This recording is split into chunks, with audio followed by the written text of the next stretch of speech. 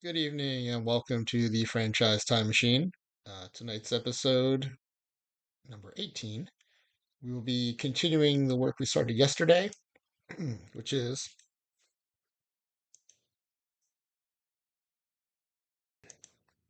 which is building a roster for our Father's Day episode.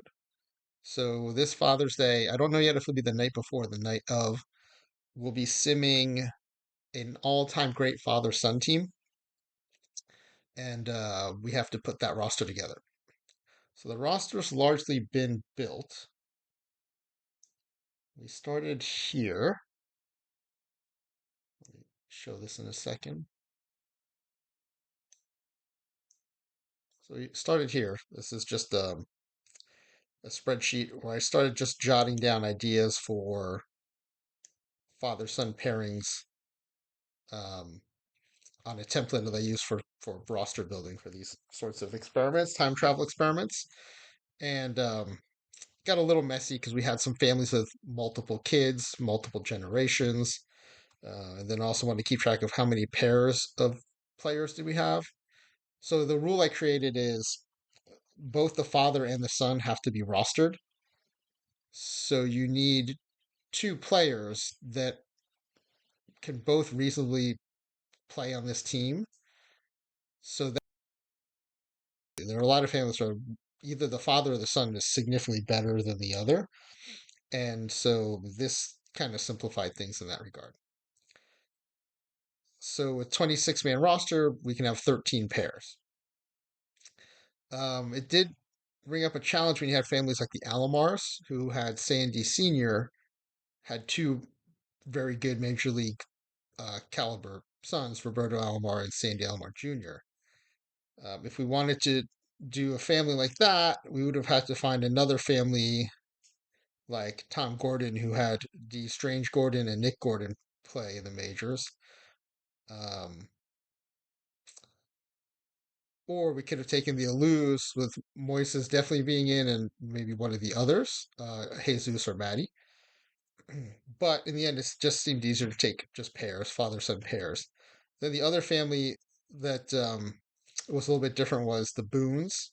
So they had three generations of major leaguers: Ray, Bob, who was a catcher, multiple Gold Glove winner, and then Brett and Aaron would be Bob's sons and Ray's grandsons. I thought for a while that we would need Brett and Aaron because we needed the infielders. So when I initially started this, there were tons of outfielders. Uh, Not so much for infielders or pitchers.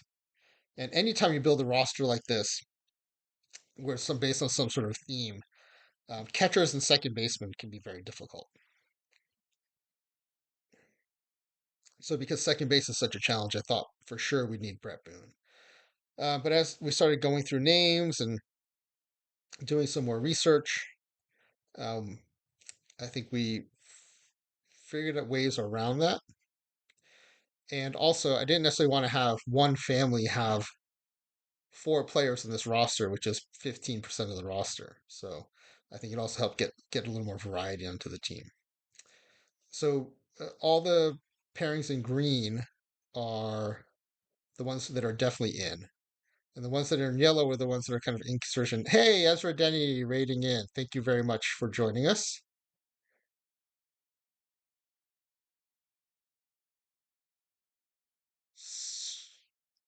Thank you so much for the raid. So here's what we're working on tonight.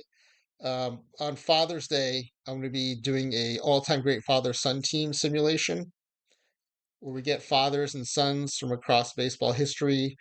But for each player, we're going to take them in their prime and put them on the field together. I thought that was a nice wrinkle. Growing up, I really enjoyed watching. Yeah, so Prince and Cecil Fielder were definitely in consideration. One of the things that's tough about a roster like this is the positions. And so having one family with two first basemen slash DHs made it a little tough. Um, but I'll show you kind of where we are and all that. But for me, the fun part is, growing up, I really enjoyed watching Ken Griffey Jr. and Sr. play together. Um, But anytime that happens, I think it also happened with Tim Raines and his son. You always have the father who's on the downside of his career and the son who's just getting started, and they're both pretty far from their peaks. But with OOTP, we can bring them together in their prime. So I thought that'd be really fun. And I think what's going to happen is in some of the cases, because we're going to take their peak seasons, I think the sons will be older than some of the fathers. So that'll be a fun dynamic to check out. Brent asking about the Alus and the Laws. So they were both on the list. Here, I'll show you where we are right now. The names in green are the ones that are, well, as of right now, in, and the ones in yellow are the ones that were under heavy consideration but didn't make the cut. And then there's some others that you know I put on here as I was kind of brainstorming, but didn't necessarily make it. So Vance and Vern Law were actually one of the last cuts. Um, One thing I should say is this is not going to be the best father-son pairings in baseball, but the best that can make up a 26-man roster that can play. So because we needed pitchers, there are probably some pitcher pairings or pairings with a pitcher that might not be as good as maybe like the fielders. But they made it because we needed positions or pitchers. And one thing you'll find if you do any of these simulations like this, that catchers and second basemen are often where you'll run into trouble finding the Griffies. Well, considering they're on my title page, the Griffies did make it in. So I think um, so. Who tried to ball saying that the fielders are better than the Guerreros? I don't necessarily disagree with you, but the fielders both play first base or DH, and the Guerreros give us some flexibility with Vlad playing outfield and Vlad Jr. playing first and third. So that made a really big difference.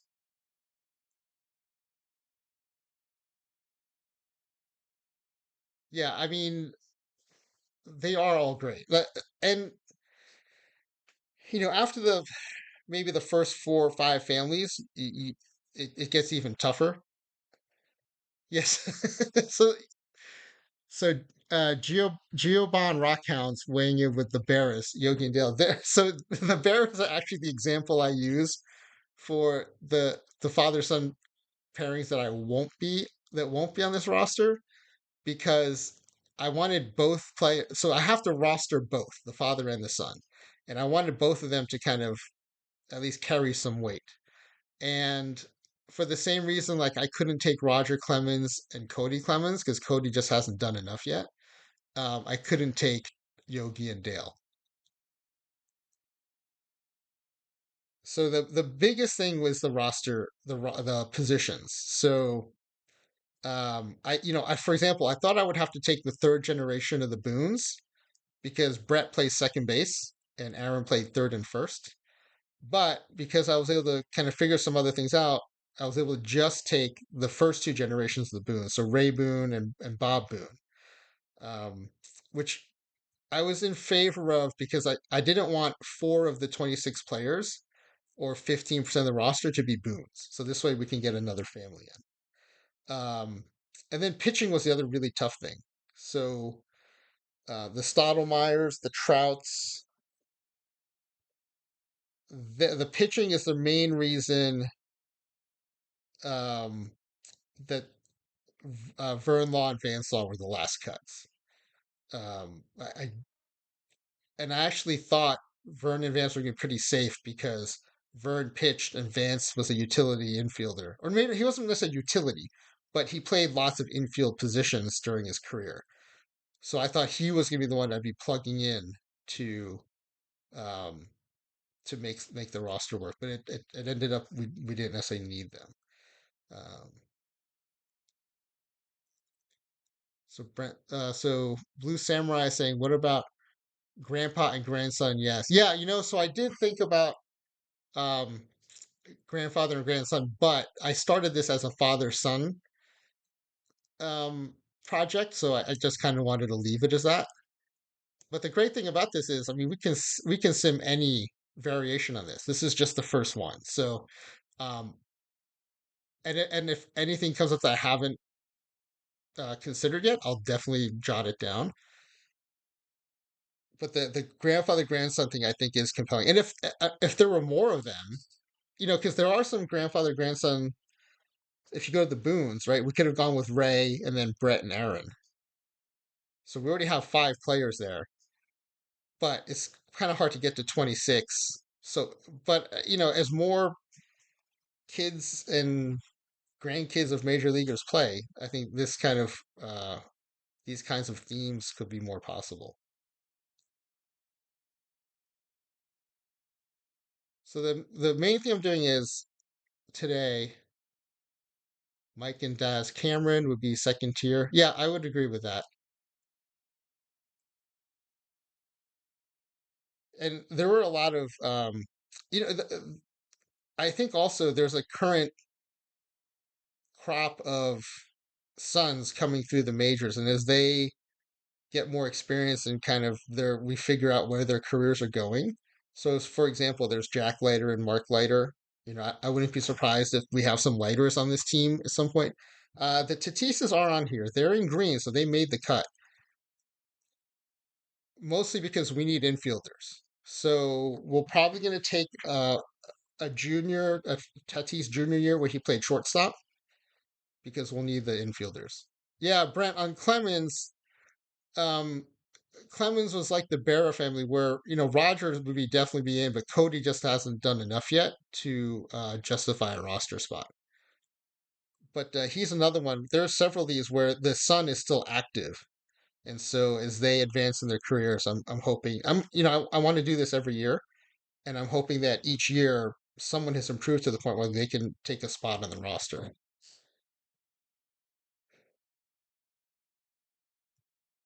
So who trying to ball? Trey Cruz and Jose Cruz.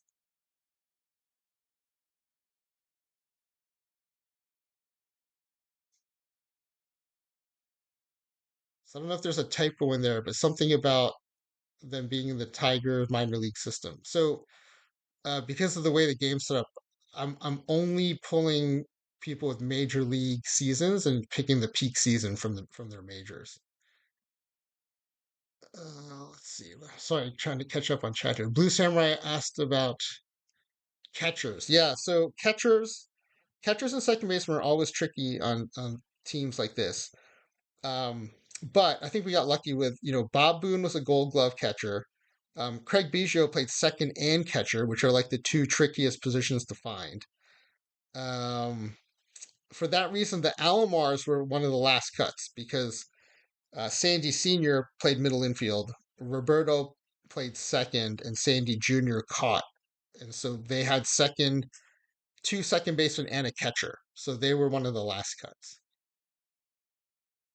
There was also, if we were really hard pressed for catchers, there's the Hunley family. They're down here somewhere. I knew of Todd Hunley from his time with the Mets. And where are the Hunleys? There they are, road 28. And I always remembered that his father played in the majors. And as I was doing this, I was reminded that he was a catcher. So we would have probably gone with the Hunleys if we had needed catchers. Blue Samurai with Dave Duncan and Chris and Shelley. Yeah, so the issue there is outfield and first base are really crowded. So it would have been hard to get Chris and get the Suns in. Who trying to ball saying, "Oh, I know, I'm just being annoying throwing out Tigers." Are you a Tigers fan too, or are you just like representing for Sporer?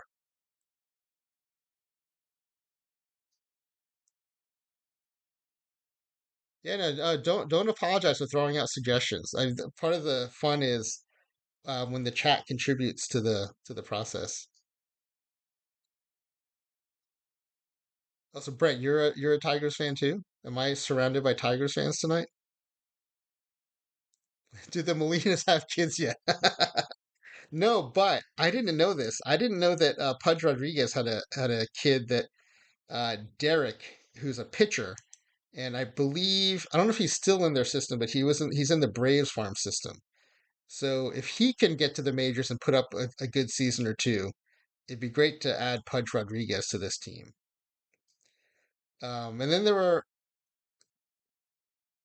and then there were a few others who I didn't realize had sons who played. So Brian Harvey, who I remember as a closer for I think the Angels, he has a son Hunter who actually had one good peak season. So if we had been short on pitchers, I would have taken both of them to shore up the bullpen.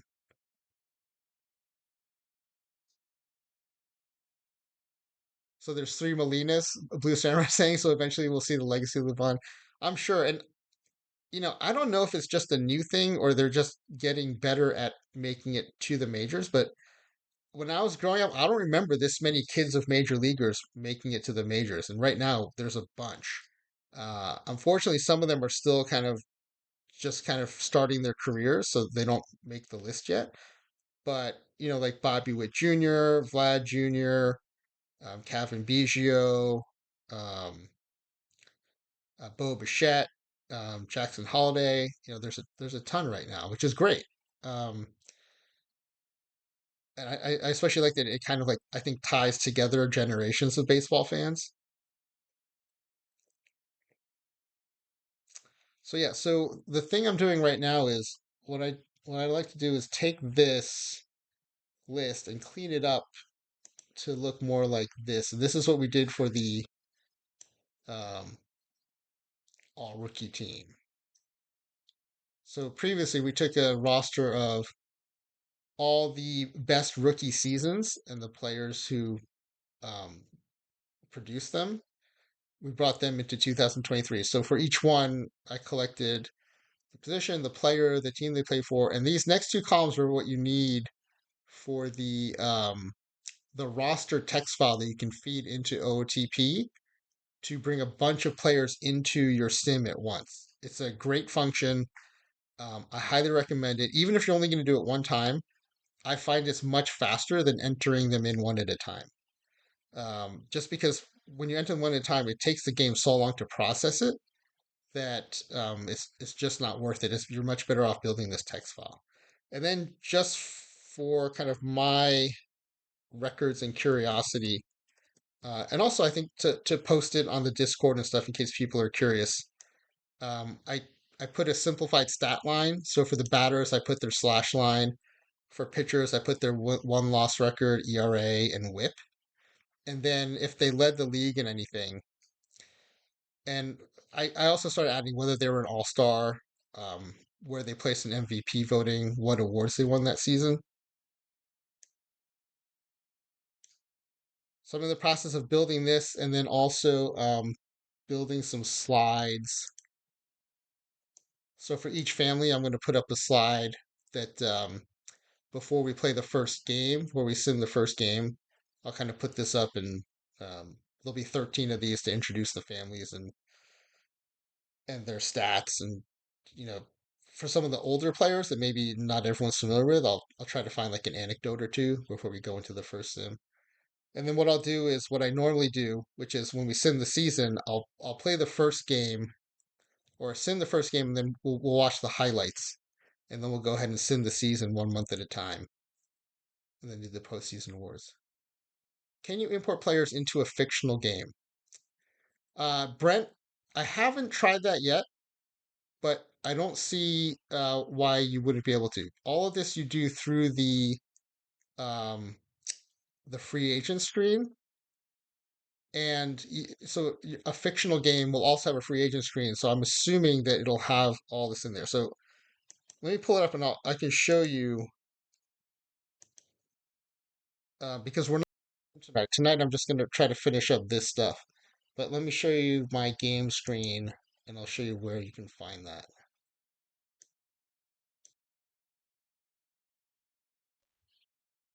And then if you go to the free agent page, and, oh, what? Oh, I'm not controlling this team. That's why.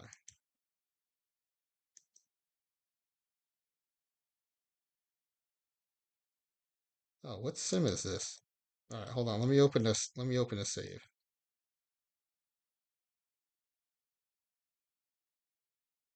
So I'll show you real briefly how to do it. And also, episode 14 is the version of the all rookie team that we did after I learned a bunch of stuff of how to do this better in the last couple weeks. I've been doing like sims like this for years. I think I started on like OGP 13 or 14, but I learned a bunch of stuff this week to make it better and easier.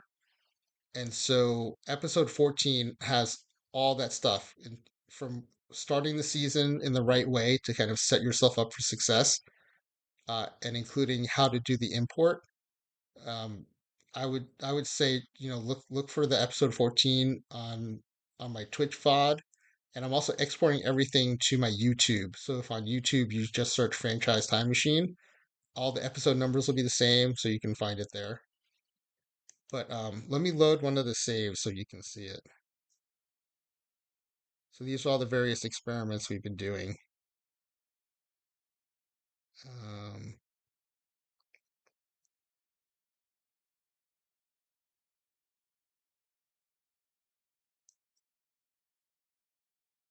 so let's just pull up this one.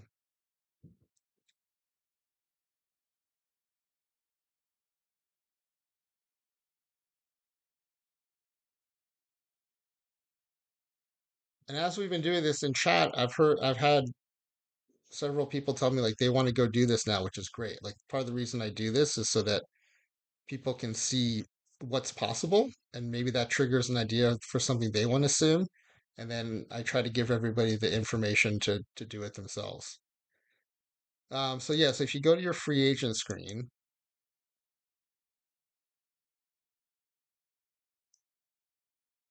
over here on the right under actions, you can create fictional players or you can import historical players. So as long as your fictional league has this pull down menu, you should be able to go to import historical players and then point it to this is the OOTP Major League database. And so as long as the players are in that database, you can import them. And then the way I do it is you can enter their player ID and their year one at a time. Oh, it's on Go. Who trying to ball? You're trying to do this on Go? So yeah, I've never tried this on Go, so I don't know if that would work. But Brent, if you're doing your fictional game on the standard OTP, I think it should still work for you. Yeah, sorry, who trying to ball. I have never done this on Go, so I can't speak to what's possible there. But let me show you. Let me show everybody what that roster file looks like. And I'm actually going to build the roster file tonight for this one. Um, here is. Here we go. I'll show you this one.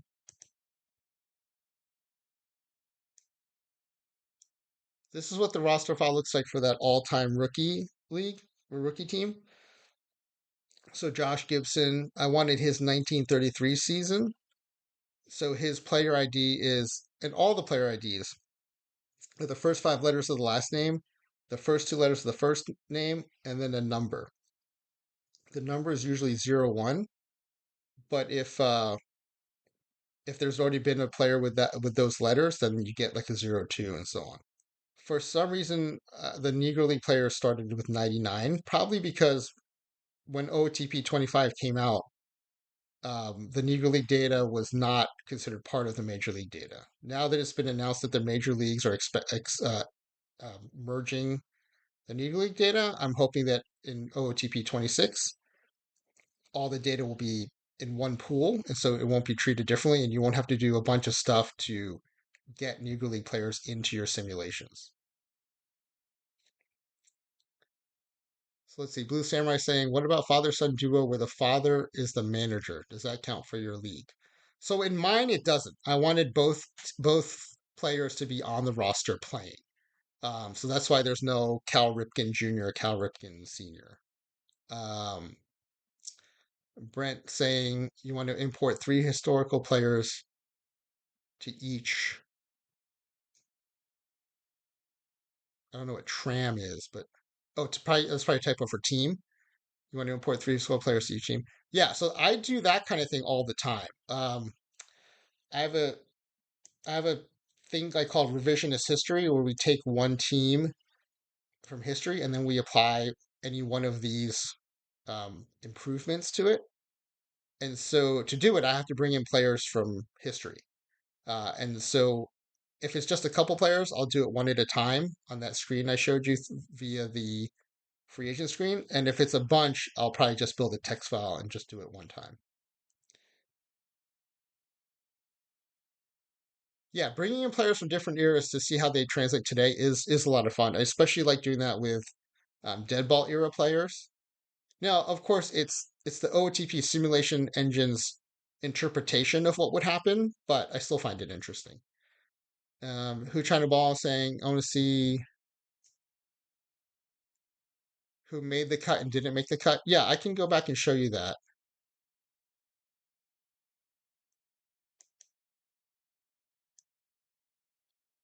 So right now, everyone in green is who made the cut.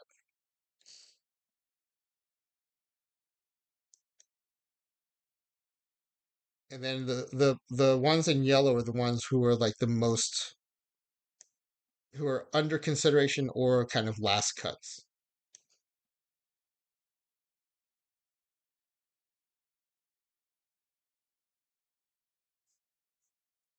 And if it weren't for pitchers and second baseman, there are almost enough um, father son, really good father son pairings. You can make almost two teams. But second base was a challenge, and pitching was a challenge. Tons of outfielders, though, and tons of first basemen.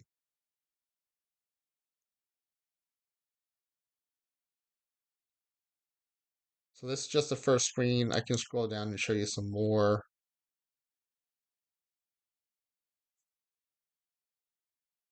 Um, Andrew Jones's son hasn't. I don't know if he's come up for a cup of coffee or not, but he doesn't have enough major league history for a peak season. Um, Tony Gwynn and Yogi Berra are kind of in the same boat, where their sons, you know, weren't good enough to make the roster. So who trying to ball asking if there's a way you could take two teams and face them off head to head. So there's two ways you can do that. One is so I usually like to do historical season simulations. You can put the two teams into the league, and they'll play each other. You know, however many times teams play each other in that season. Or you can set up. I think they're called exhibitions, where you can choose the number of teams in your exhibition, and you can either do head to head or you can make it like a tournament. And I think like Dr. Dynastic 64, I believe he's doing that in the exhibition mode. So, and that's something I'm planning to do. I mentioned earlier I took that all rookie team and sent them to 2023. In the course of building that team, um, while chat was helping me come up with names, we realized there were a ton of players with really good second seasons that didn't have as good a first seasons. So we're in the process of putting together instead of sophomore slump, a sophomore studs team, and we're going to run them through 2023 and see how they do compared to the all rookie team. And then the next thing I want to do after that was do an exhibition where the rookies play the second year team, and maybe put them through like a best of 9 or a best of 13 and see what happens.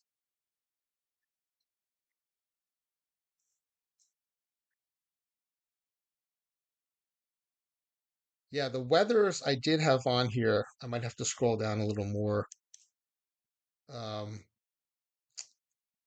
oh, you know what? They didn't make it onto the page yet, but I did look at the weathers too. When I thought we were going to be super short on pitching, towards the end, I started finding some. You can see here towards the end, I was looking at pitchers, right? The Bagbies, the Bourbons, the McCullers, the Navarros. Um, And so the weathers are definitely in the mix there.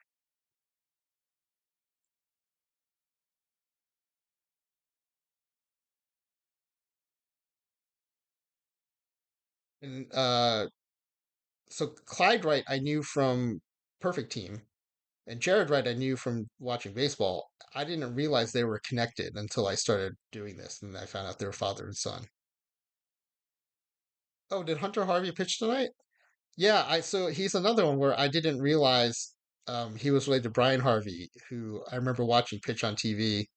I think it was the Angels, and so yeah, when I found out they were related, I was like, oh, got to put him on the roster for consideration. They weren't so much a last cut, but they were going to be my final addition if we needed a couple more pitchers and we didn't have any closers. But especially after playing perfect team, I'm not opposed to having, an entire pitching staff of starters and then putting some in the bullpen. But I did think it would be fun to have like an actual closer or two on the team. Um, yeah, and then during the course, I learned a bunch of stuff. Like I knew Floyd Bannister really well from watching baseball. I didn't realize that his father, Brian Bannister, was also a pretty accomplished pitcher. Um, yeah, just stuff like that. So for me, like the research is almost as fun as the actual simulation.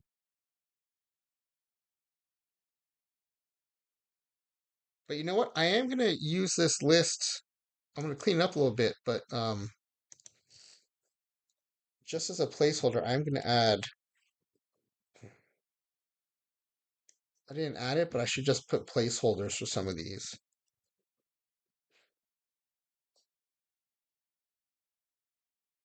Oh yeah, I left this note for myself. I found out Julio Navarro's nickname was Whiplash, and I thought that was pretty cool. Um,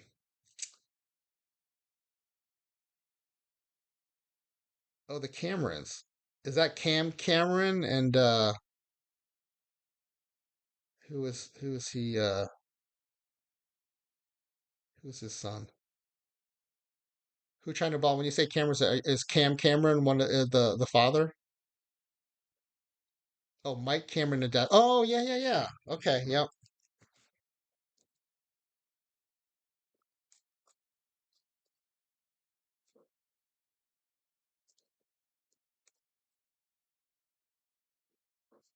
I think there's also a more historic pairing. Here, let me show you. I'll put up baseball reference. This is what I've been doing a lot this week.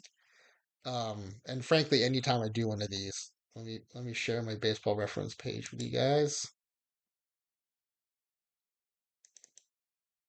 Oh, sorry. Since I closed it, I have to reconnect it. Give me a second here.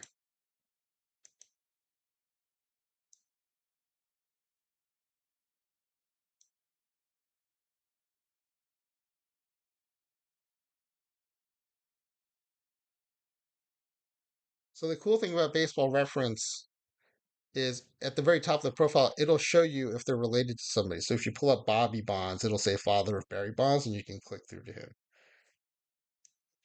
So I think there's another.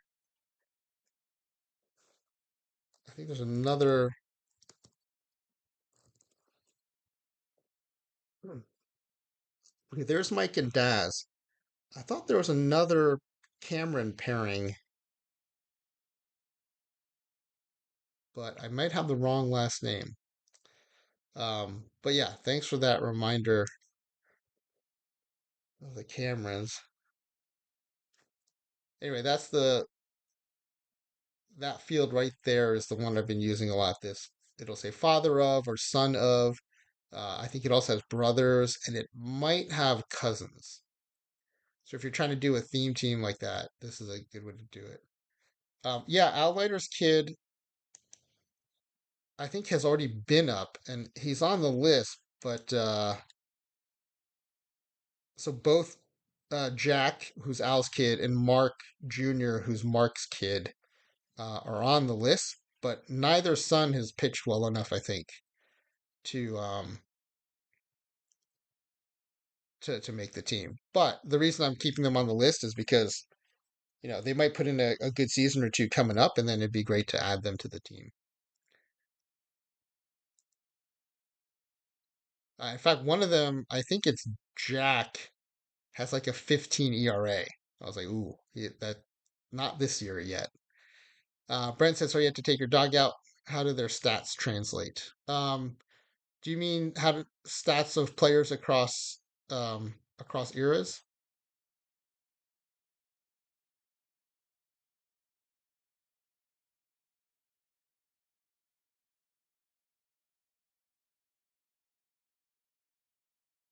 Yeah, so I think the 1933 Josh Gibson is a good example. According to Baseball Reference, 1933 is when he hit his rookie limits, and he was playing for. Um,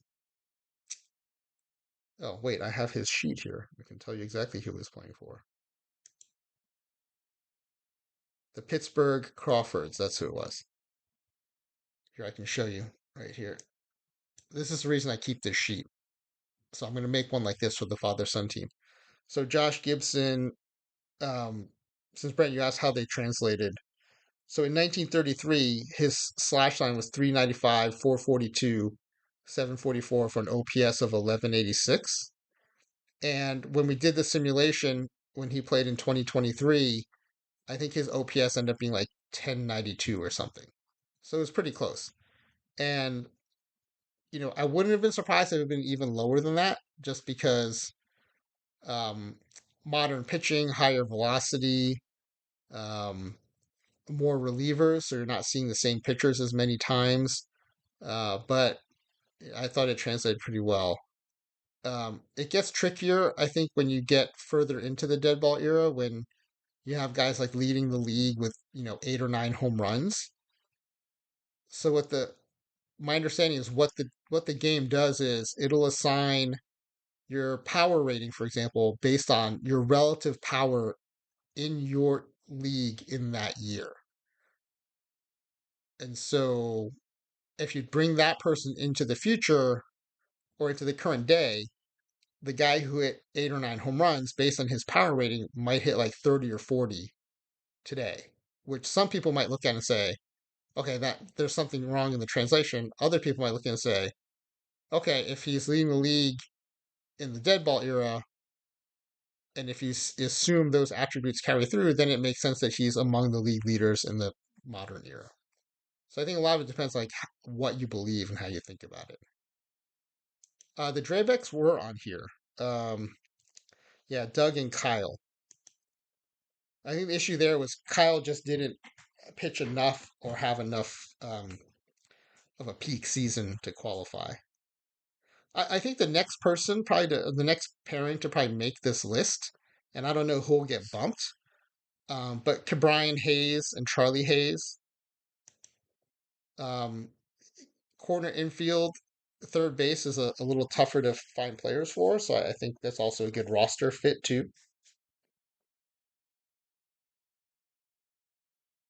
But like the McRae's, they actually both had decent stats, but the outfield was crowded, and then it didn't help that Hal most played a lot of DH, and so bringing a DH onto the team was kind of a tough sell. And then we got a Hall of Famer here in George Sisler, and his son Dick. I think was an All Star at least once, but first base is crowded, so we couldn't. I didn't have room for them either.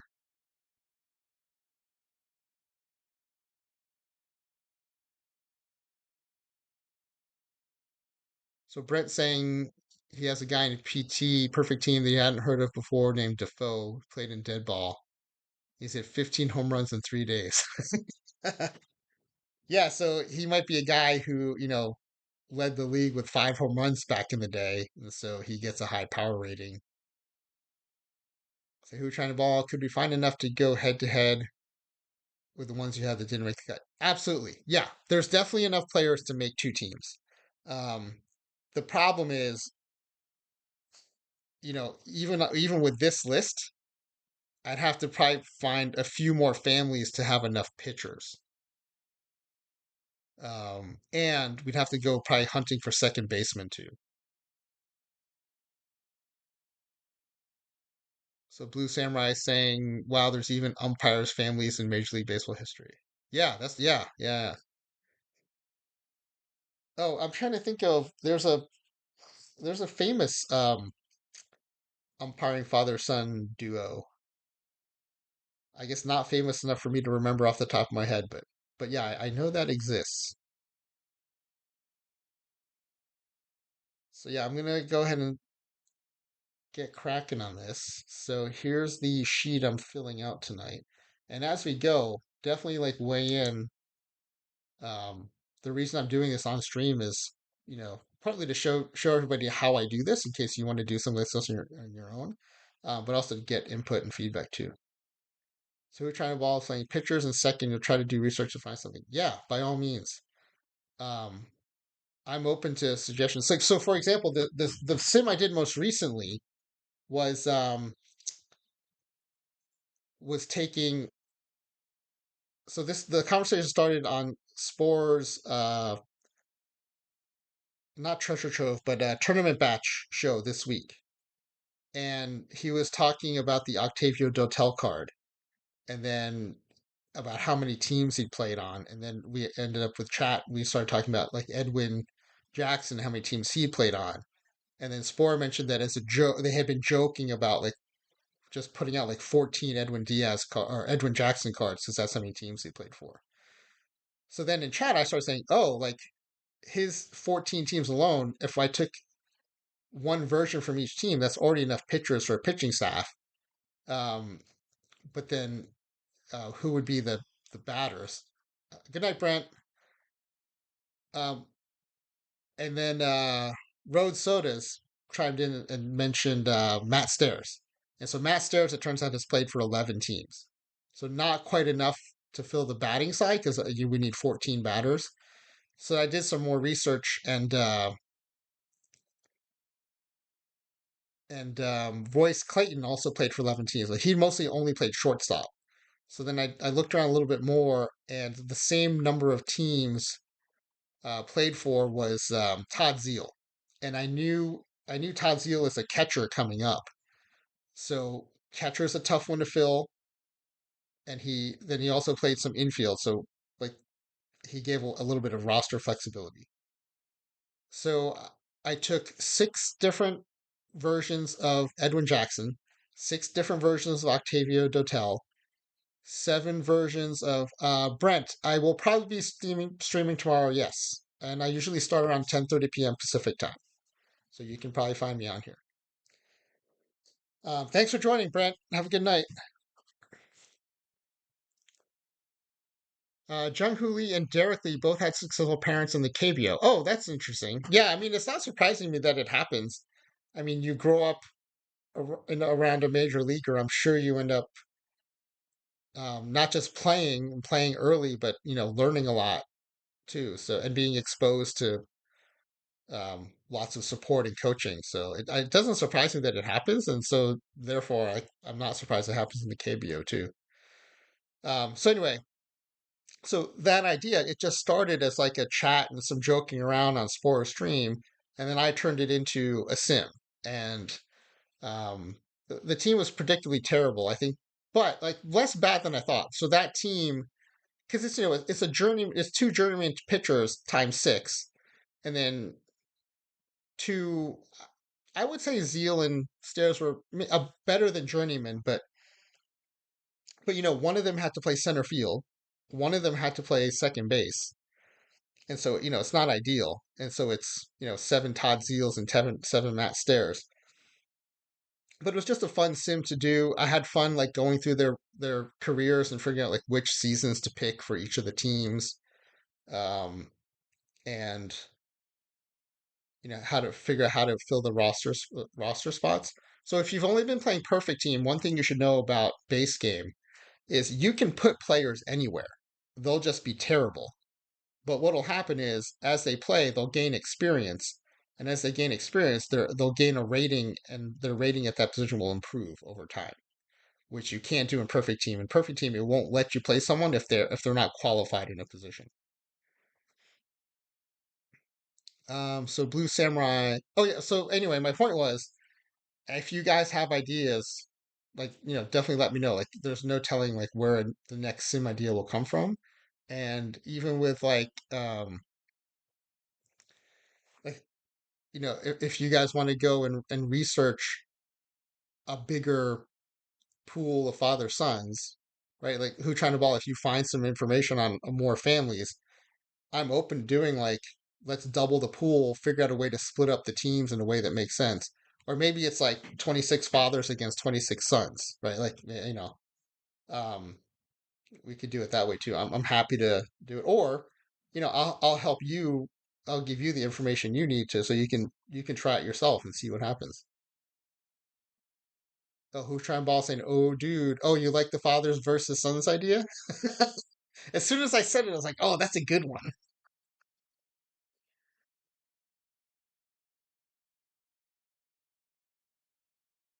Yeah, I think fathers versus sons could be fun, especially because then like especially if the a father son faces a father pitcher faces a son batter or vice versa. I think that'd be really cool.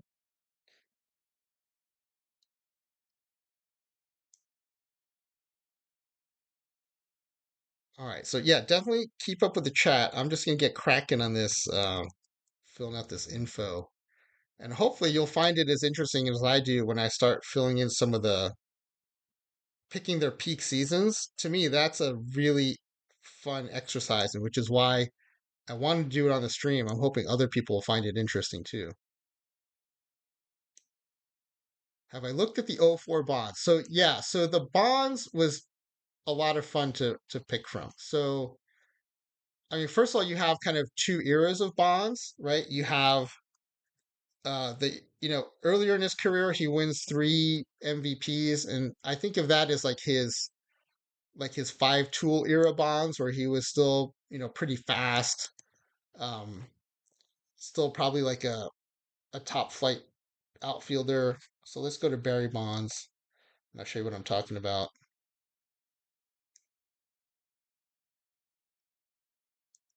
Right, so there's like this pool of earlier MVP seasons from 90 to 93, 94.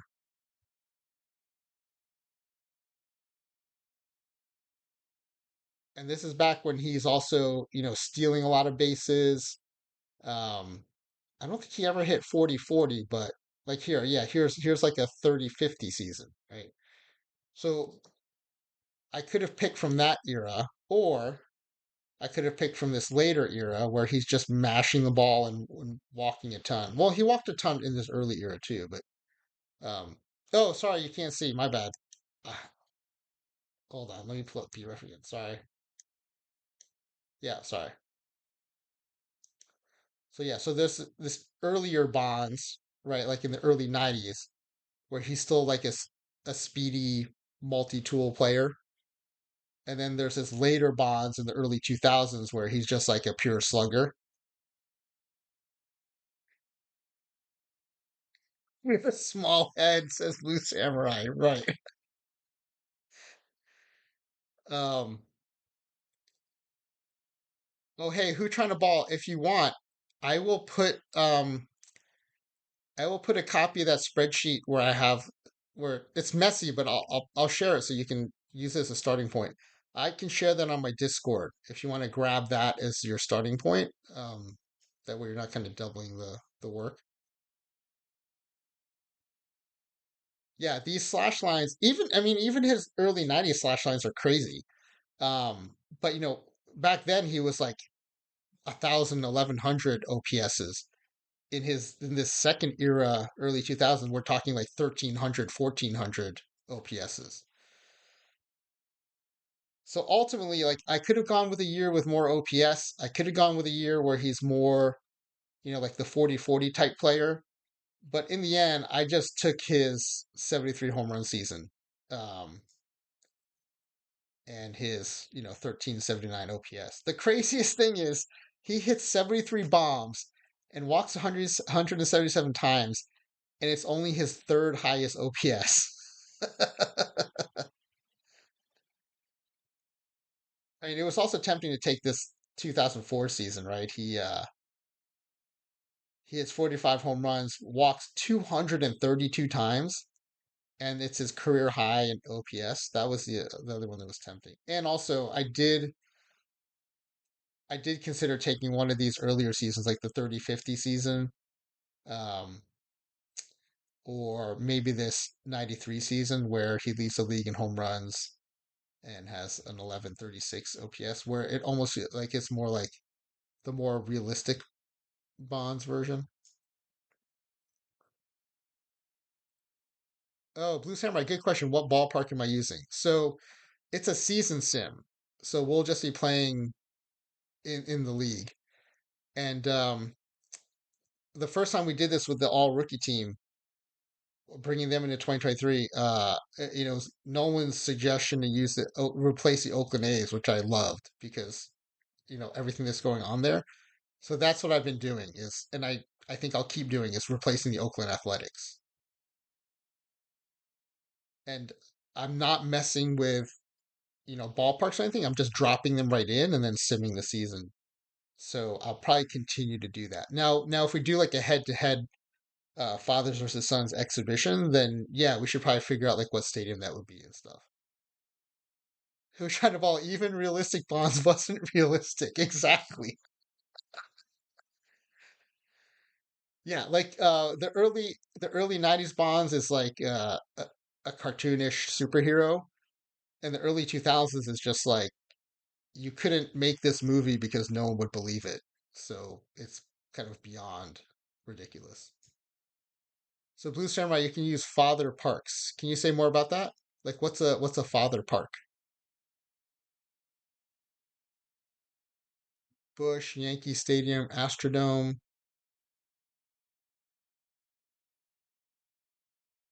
I'm still not father. So what makes it a father park? I'm really intrigued by this.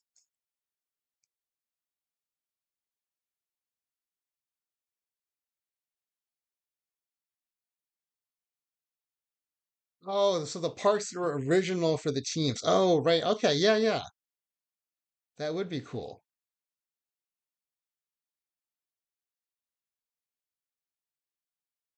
Yeah, I mean, there's a ton we can do with these.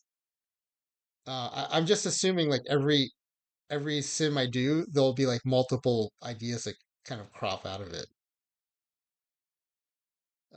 So anyway, I was gonna start filling this in. If I go back to my sheet here, so I already did our starting catcher. Our backup catcher then would be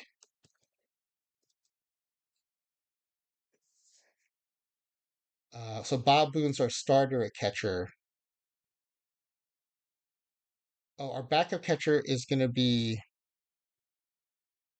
Craig Biggio, but he's also our starting second baseman. So I think so. Yeah. So I've already got. So I'm trying to make sure I show you guys everything for that. So I've already got Biggio on there as our second baseman, and he'll be our backup catcher. So I can kind of skip that for now. Um,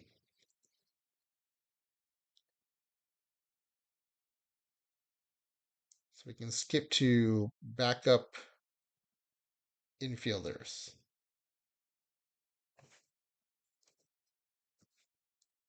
So our first backup infielder is going to be, let's see, Bobby Witt Jr. is starting at shortstop. It'll be Ray Boone.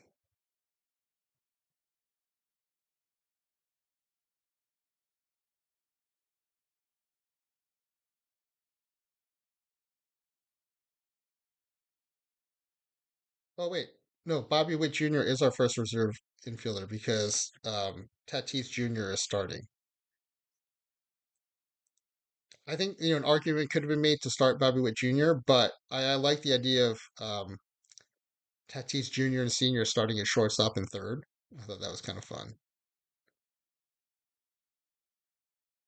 So hold on, I'm going to change the framing of this page a little bit so you can see more data. Yeah, that should be a little better. Okay, so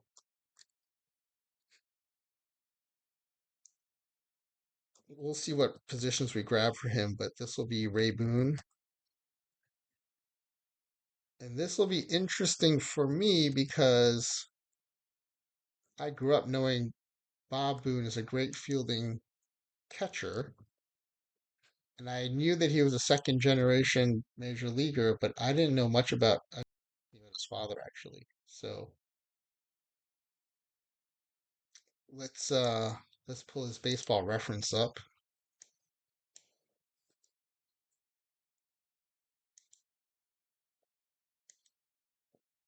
Wow, that's a long career. So this is Ray Boone stats we're looking at. So one of the things I look for are the black ink. So what's bold and when did he lead the league and stuff. And I kind of cheat by looking at the far right column here and like when did he get MVP votes? When was he an all-star? So well, he was eighth in MVP voting in 1953. So that's a 26 home run, 114 RBI season, 909 OPS. So that's a pretty solid season right there. And then OPS is the other shortcut I use. So in 1954, he was an all-star with the Tigers.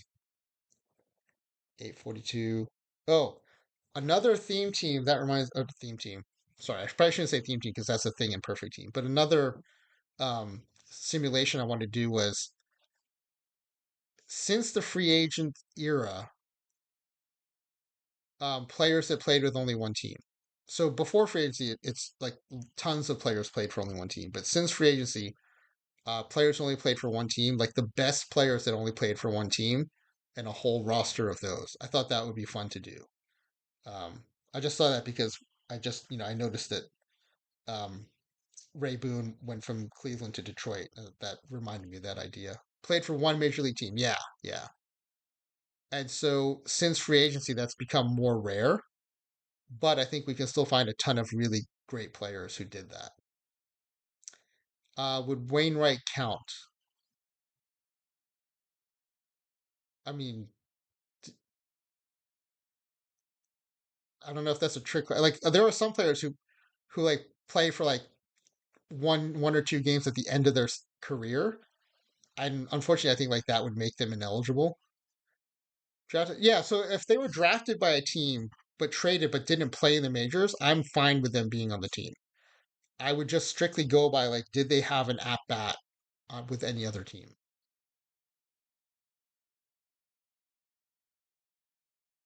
So like you could have Ripken at short. You can have Ryan Sam. No, Ryan Sandberg I think played for the Phillies before he got traded to the Cubs. Uh, yeah, Yadi and Wayno back together, totally. Anyway, I thought that would be a fun roster build, and I thought it would be a fun team to watch play. So that's another one that's kind of on the list. So you guys are getting like as I do more of these, you'll kind of get a sense of like the kinds of things I like to come up with. And so yeah, like only played with one. It's almost the opposite of what I just did, right? I had a team that was only Edwin Jacksons and Octavio Dotels. This would be the opposite. This would be all players who just played with one team. Um, anyway, this part's one of my favorite things. It's like finding everyone's peak seasons. So if you go by OPS, this season's better. His RBI totals are down, but he had 308, 920 OPS, and he was an all-star. So it's not like it's a fluky season. But I think the best blend is maybe this 1953 season. It's split between Cleveland and Detroit, but he almost hit 300 combined, 296, 909 OPS, 114 RBIs. Who trying to ball? What about an all-time playoff performance team? Yeah, and maybe we can play that team in a tournament against the all-time like regular season performance team. I'm thinking like Clayton Kershaw. So the thing is, like the all-time playing performance playoff performance team, I think is going to be like a weird team that's not going to be that good because when I think about like the players who really shine, especially like if it's just the World Series, um, like that one year for the Cardinals was it Tom Lawless? he catches fire during the postseason, but I would guess he's probably like a career, you know, low 200s hitter. Now I got to look him up.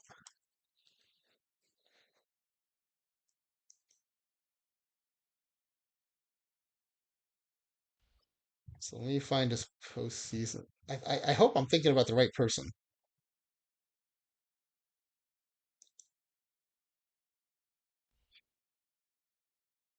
No, I must be thinking of someone else. Anyway, um, there's a lot of players, especially in baseball, who catch fire. Oh, who's trying to ball? Would be interesting. You like what I'm doing here, girl? I'm glad. I'm glad. I do it. I'll be doing this anyway. I thought it'd be more fun to do it in a stream, and other people can chime in and we can chat ball. So I'm glad you're liking it too. So there are 68 players who played for 10 or more teams. Blue Samurai, yes. And when I was looking at them, a bunch of them were Negro League players, and several of them played for more than two leagues. So some of them, if you look at the data, they played for like four or five leagues. I'm assuming that was just the nature of the Negro Leagues at the time. And I would have been more than happy to include them in that experiment. But the problem is, as we learned with the all rookie team, is the Negro League data in OTP 25 is still a little suspect. So I have this slide I can show you. I think I still have it handy. Yeah. So when I was pulling in that 1933 Josh Gibson with the 1186 OPS, um, you expect the card on the right with all the blue and the green, which is his card from 1933 from the Pittsburgh Crawfords. But when you import him, you get the card in the left, which is like severely muted. Um, the contact is almost down to the minimum 20, very little power. And so I went on the forums and I asked, like, hey, I'm importing Josh Gibson and I'm getting the wrong card. And I know the right card's in there because when I go into 1933 and I go to the Pittsburgh Crawfords, so what I had to do to get this card on the right was start a 1933 season sim, go into it, and if you go up to the top here, there's in the base game you can go and change the league that you're looking at. So I changed the league to the Negro Leagues. I changed the team to the Pittsburgh Crawfords, and I looked in the roster, and there he was, and this is what his card looked like. And so it wasn't pulling it because I don't know whether it's an issue because it wasn't considered major league data. But even if it wasn't, like the data's in there, so I didn't understand why it wouldn't pull. But one of the OTP devs on the forum, and by the way, the forum's great. OTP is responsive. You'll hear directly from one of the devs, so it's not like you ask a question and like some random OTP player like me is like, oh, I think it's this, and you know I'm sure they're speaking from their experience, but it's not a definitive answer. Hearing from the devs is much more definitive. And so when Matt, one of the developers, says, yeah, unfortunately, like if you're doing the import, there's no way around that. You'll probably have to copy um, his attributes and put them into the game. So, so it worked. It was just kind of a pain. I had to go into this version of Josh Gibson, go into editor, take screenshots of his attributes, like his BABIP versus lefties versus righties, his avoid K versus lefties versus righties, get all that information. And then after I imported him into the game, take this crappy Josh Gibson, go into editor, enter in all the correct information, and then I finally got this card on the right in the game instead of this, weakened version. And so I didn't want to have to do that like, 12 or 14 or 26 times. So I just limited to like major league players for that simulation. But yeah, there are a lot of people who played for 10 or more teams, and just eyeballing it, I think over half that list was probably Negro League players. So anyway, yeah, the all-time playoff performance team who trying to ball, I think you're gonna get like a fun, weird set of players. Just because like especially in baseball, for some reason, a lot of uh, players you wouldn't expect can catch fire. Little League World Series versus College World Series from Blue Samurai. Yeah, that's a good one too. Um,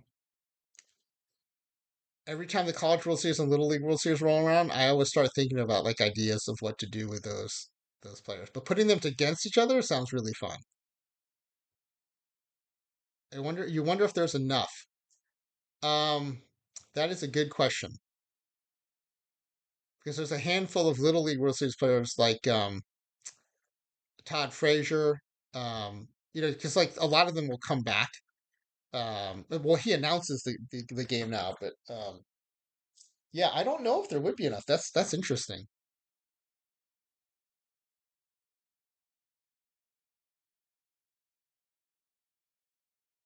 Yeah, I wonder if you can find a good like so Blue Samurai. One of the keys is finding a good source. So if it's not in Baseball Reference, if you can find like a website that has the list, then you've got it made. Then it's like super easy. Then you just do the fun part, which is like choosing their peak seasons and stuff. Yeah, so Blue Samurai just found one. Perfect. All right, so let's pick out a Ray Boone season. Sorry, I get easily sidetracked doing this because it's all fun stuff.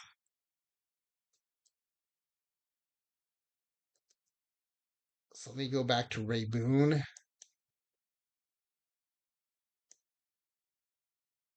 and I think I'm going to grab this. So the great thing about using that text file is you just have to pick the year. You don't have to do anything else. Now I do some additional stuff because I want to populate that spreadsheet, but I don't have to do it. In fact, maybe I'll just do it later. The only thing I don't love about this season is split between two teams. So if I just want a single team season, I think it's this. mm, Probably this 25 home run season. And he had 300. Is that the only year he hit 300? Yeah, I'm going to grab this 1956 year. He was an all-star. He had 300. It says career high OPS. So let's do that. So it's 1956. So we go back to this one. So it's Ray Boone, Detroit Tigers. So all the Tiger fans, congratulations. We're taking a Detroit Tiger version of Ray Boone. Let me grab his. So I'll show you where to get the player ID. It's in the URL up here at the top. So I'm going to just copy this Boone RA01.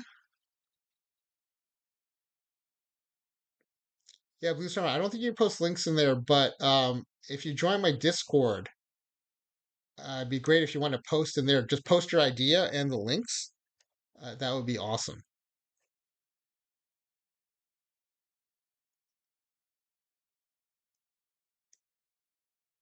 Sure. I think I can post links though, so let me give you guys my Discord link.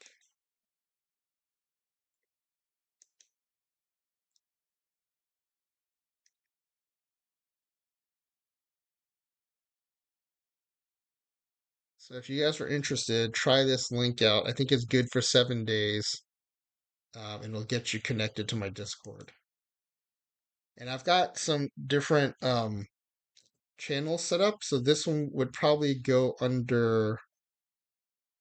Oh wait, sorry, I might have given you the wrong wrong invitation. Sorry. Disregard that last one. I think I gave you the invitation to the theme team Discord. So this one's right. The one that ends in XM is correct. So anyway, that should be the franchise time machine server. I've got some channels set up there. This all these conversations would probably go under the all-time greats.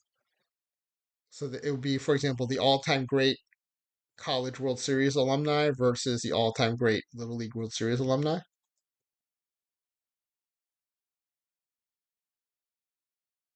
So yeah, please disregard that first URL and use the second one. So yeah, anytime you want to do this, you just grab that player ID from the URL, and then that's what we're gonna paste into here.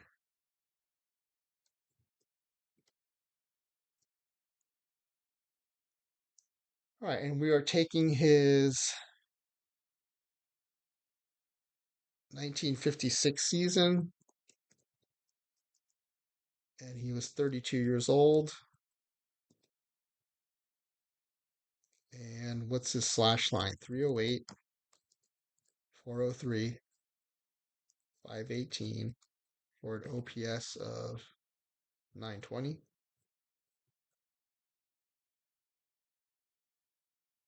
And what her, let's see, he didn't lead the league in anything, but he was an all-star. Okay.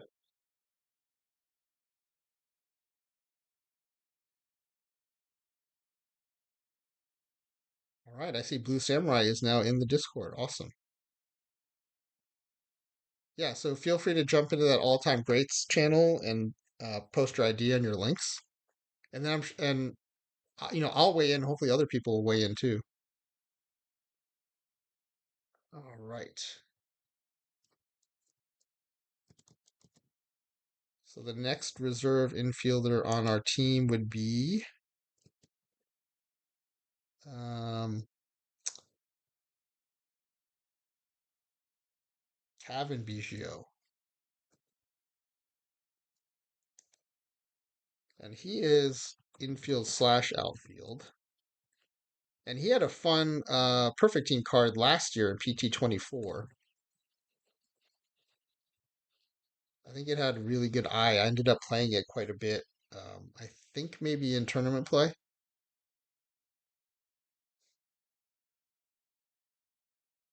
So let's find the peak Kevin Biggio season.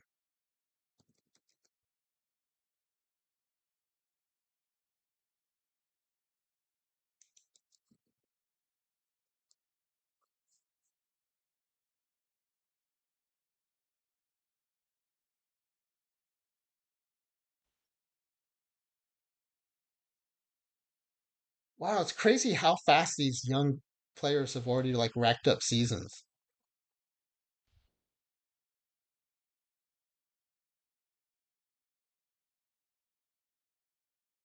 So his highest OPS season was 2020, the COVID year. He hit 16 homers and 14 steals in his Rookie of the Year campaign in 2019. Wow, Barry Bonds made two College World Series tournament appearances. Blue Samurai. I did not know that either.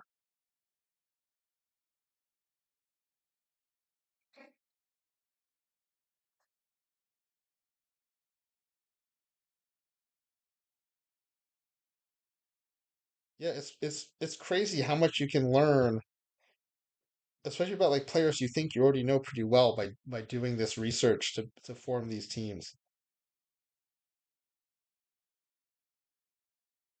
So I think he went to that was at Arizona State, Blue Samurai.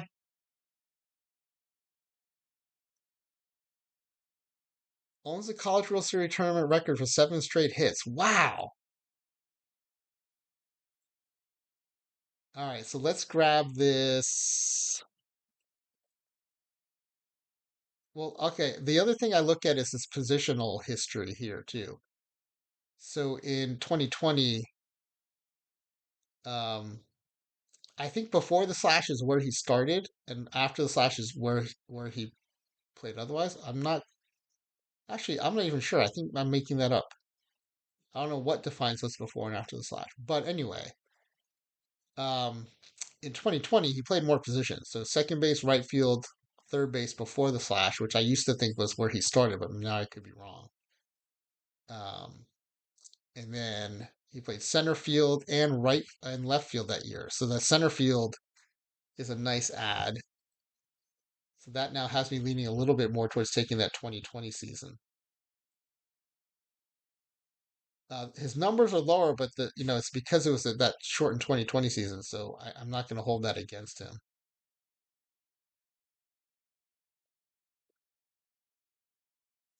Normally, I would say let's take the Rookie of the Year card, but I think because of that positional flexibility, I'm going to go with the 2020 season.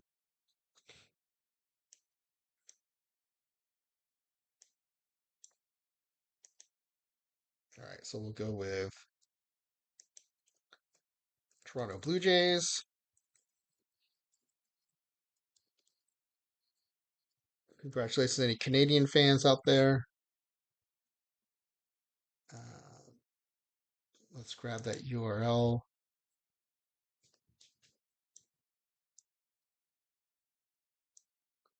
The other place you can find this number is for any player, if you go into editor and look at their profile in their bio page, which is the first page of the editor screen, it'll show you their reference number, their player ID number.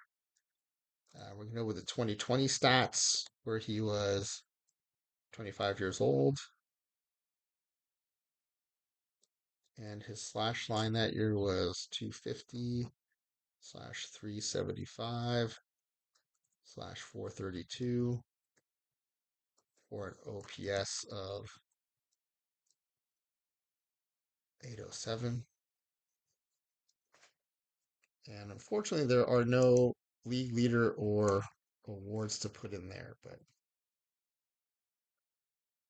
it was a solid enough season to get him on the team so we could get his dad on the team too. Okay, so the next search we got to do is for our next infielder is the Tatises.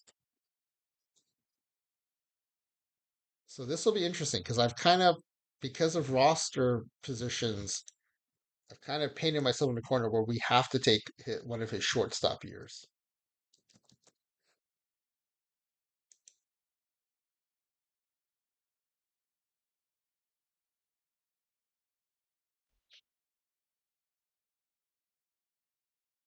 All right, well, I think this one's pretty easy. We'll take his 2021 season where he led the league in home runs with 42. He was an all-star, won a Silver Slugger. Who trying to ball? Who doesn't love a nice pair of Tatis? My intention is for this to be a family channel, but I think that's which makes it even better. Oh, that was great. All right, so at shortstop, we've got Endo Tatis Jr., San Diego Padres. And we are looking at Tatis FE02. And he's an O2 because his dad would have been Tatis FE01. 2021 season where he was 22 years old with a slash line of 282, 364,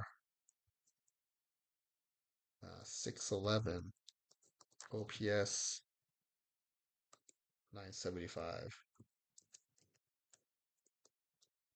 And he led the league in home runs, and he was an all-star, third in MVP voting, and a Silver Slugger. Okay. Now we'll look at his dad. Now, because of this great functionality in Baseball Reference, I'm just going to go to relative of son of Fernando.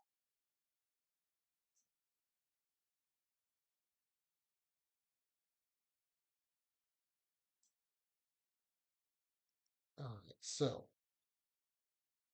we've got a few to choose from. I mean, the one that jumps out right away is this 34 home run season with St. Louis. It's also his career high OPS. I thought this was interesting that he did not have any postseason awards and he never led the league in anything. I wonder if it's because of his son, but like my memory of him was as like a better player. Um, even when his son was coming up, I was like, I just remembered him as being better. Also, maybe because um, he ended his career with the Mets, and I'm a Mets fan. But if anything, that usually has lowers my opinion of players that they end up in the Mets because the Mets are so bad about getting players on their way down instead of on their way up. Um, but yeah, I just kind of remembered him as being better than his stats actually are. So I think we're going to take this 99 season. He almost hit 300, which would have been the only time in his career. Um, and it has that nice 957 OPS. So we're going to grab that season.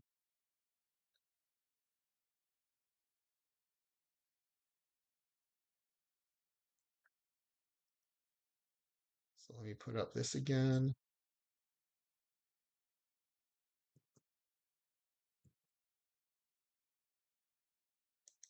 So this will be third base.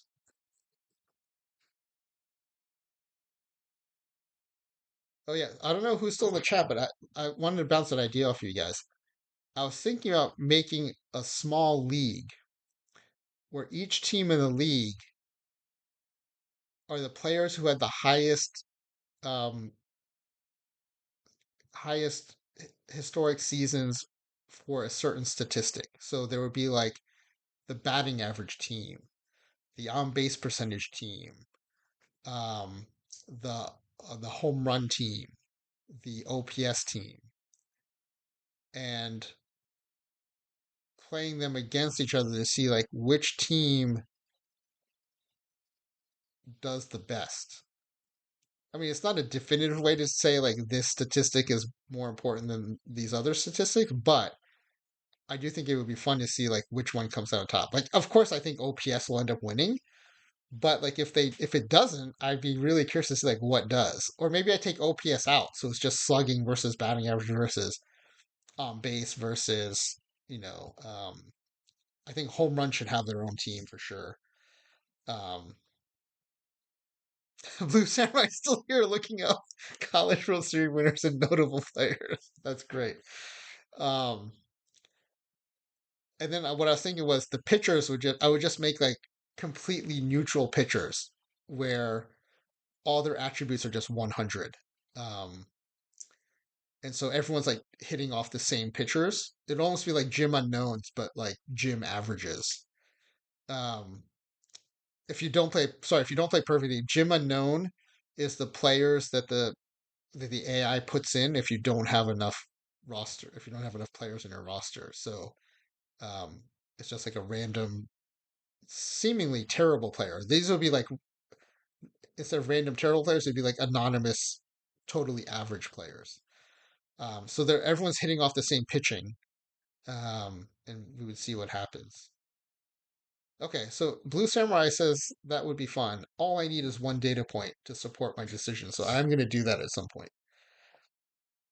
And then on the other, so in one league, I think it would be all hitting stats, and then the other league would be all pitching stats. So it'd be like the ERA team, the WHIP team, um, the wins team, because I think like wins is a BS pitching statistic. So like, but maybe I'm wrong. Um, and then and then I have no idea what will happen in the World Series. But anyway, I was going to set that up, but I thought it might be interesting. So at least one other person seems to think it'd be interesting, so I'm going to go with it. All right, so let's put in Fernando Senior's numbers here. Fernando Tatis Senior, and we are grabbing his Cardinal stats, I believe. Yeah, and he's our second Cardinal, and he is Tatis FE01. We're grabbing his 1999 stats. So this is cool. The 22-year-old junior will be playing with the 24-year-old senior. His slash line is 298, 404, 553, for an OPS of 957.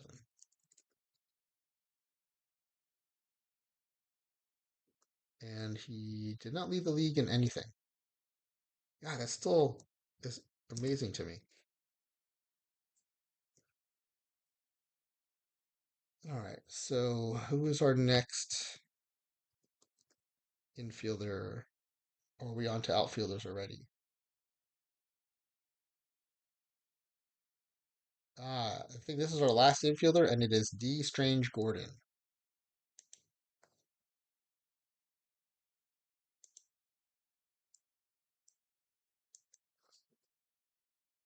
And he actually had a better career than I thought. When I almost didn't color uh, his pairing with Tom Gordon yellow because I didn't think it would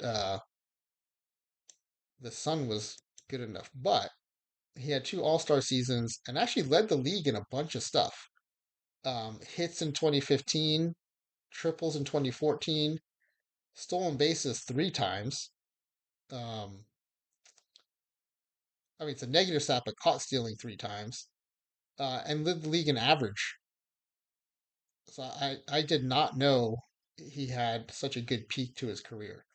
So I think it's pretty clear we should take this 2015 season where he's an all-star. He won his only gold glove. He won his only silver slugger. Um, and he is our, oh, you know what? I think he might end up being our starting second baseman. And that would free up Biggio because, catchers need a break. So I think Biggio and Boone become our two-headed catchers, and then D. Strange Gordon can start at second base. I think that is what's going to happen here. Oh, sorry. Again, I'm talking about stats without showing the stats. Here's the here's the BREF, and here's the season I'm talking about here. I mean, I feel like I owe him an apology. I did not realize how good he was at his best, and it was very good. I mean, the OPS is low because he's not a power guy, but 333 average with 58 steals. And, if he'd had a better on base percentage, 25 walks is a little low, but if he could have walked a bit more, I mean, he starts to look like the archetype of a leadoff hitter. So we're going to grab him in this season version of him.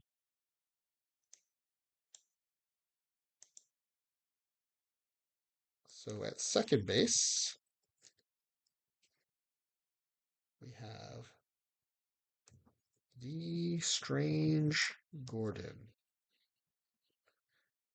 with the Miami Marlins. And he is Gordo DE01. Blue Samurai is still looking at those college series stats. The 2018 Oregon Beavers, Rutschman, Leonard Kwan, Madrigal. I did not know Stephen Kwan went to Oregon State. What a stacked team with just those four alone, for sure. Yeah,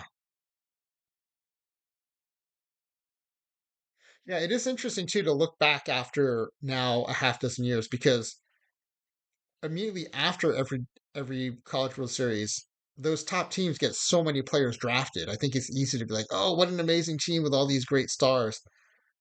But I think like over time and you see like four of them paid off, that's pretty impressive.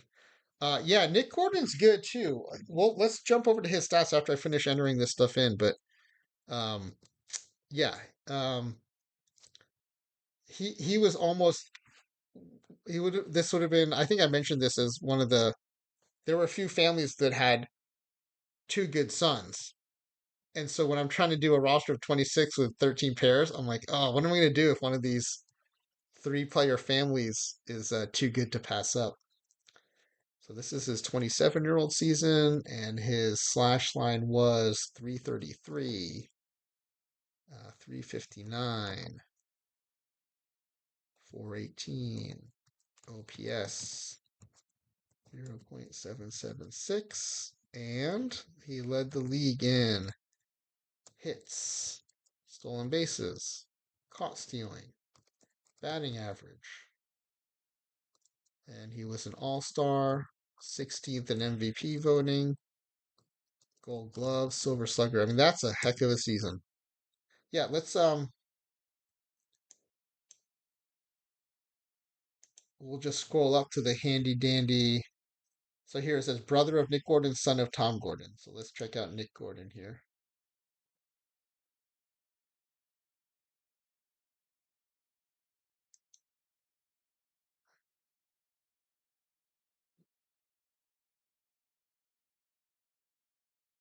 Yeah, much shorter careers to date, at least. And yeah, his peak just isn't as peaky. So,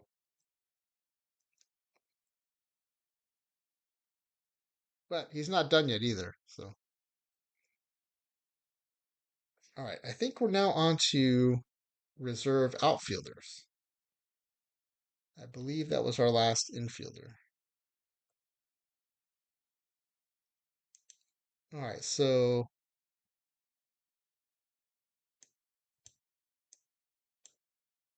for starters in the outfield, um, I thought Bonds and Griffey were no-brainers at left and center. And then Bobby Bonds got the nod because he won a Gold Glove. He was a little bit better in the field than the other options. So I think Griffey Sr. is going to be our first reserve outfielder. So let's find the right season for Griffey Sr. This will be interesting because I have no idea when his peak was.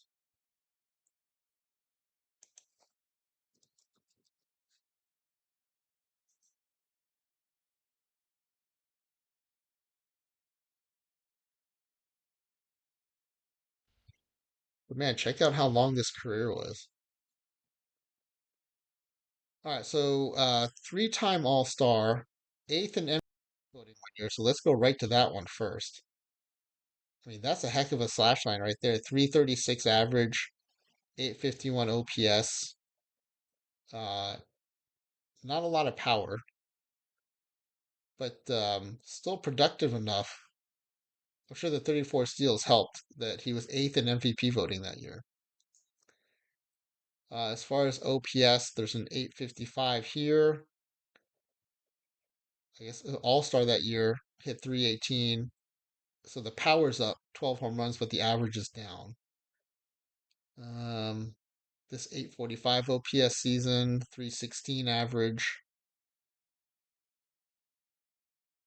I don't think it's better than any of the previous ones. Then we have his last All-Star season, 294. I don't love that he dropped under 300, so I don't think we'll be grabbing this one. And then as we get into his late career, nothing's really jumping out at me. So yeah, I think we're gonna grab this really early career, 1976 season.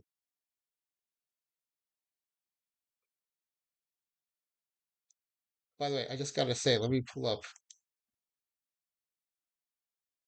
I mean, check that dude out. A young Ken Griffey Sr.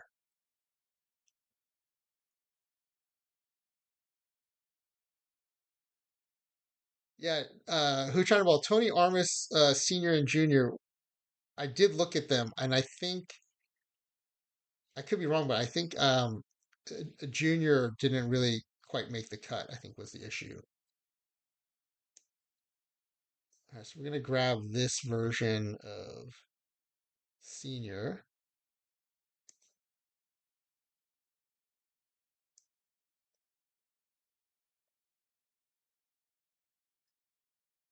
So outfield.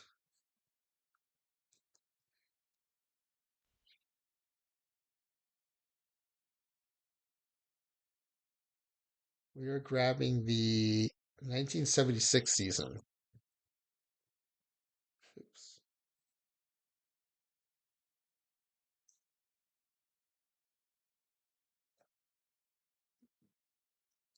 Okay, Griffey Sr. That's back when he was the Cincinnati Reds. And he is Griff, K-E-O-1. So who trying to ball looking at the list? Yeah, I think there's over 250 father-son duos, which is way more than I thought. I thought there was going to be like 50. 1978, when he was, no, sorry, we're grabbing 1976, when he was 26 years old.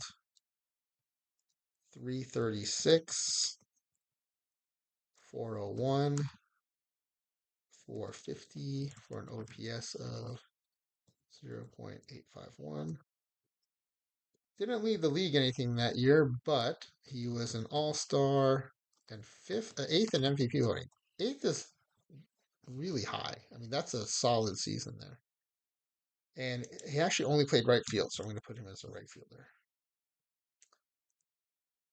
Yeah, 250 plus. That's what I saw too. I think I found a list somewhere. Unfortunately, it wasn't like a very good searchable list, but the list I saw had 256 or something like that. And I'm sure that number is growing every day. Like every season, there's a new major leaguer who's getting called up who had a dad who played. Okay, so Ken Griffey Sr. Who's next? Vlad Sr. was not in the starting lineup, right? So he's next. So let's find a Vlad Sr. season.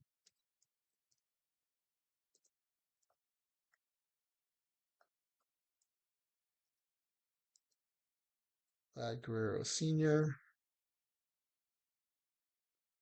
All right. This should be interesting because he had a lot of great seasons to pick from. Yeah, look at his right hand column. Tons of all star appearances, tons of MVP consideration, lots of silver sluggers. I mean, right off the bat, let's go to this MVP season.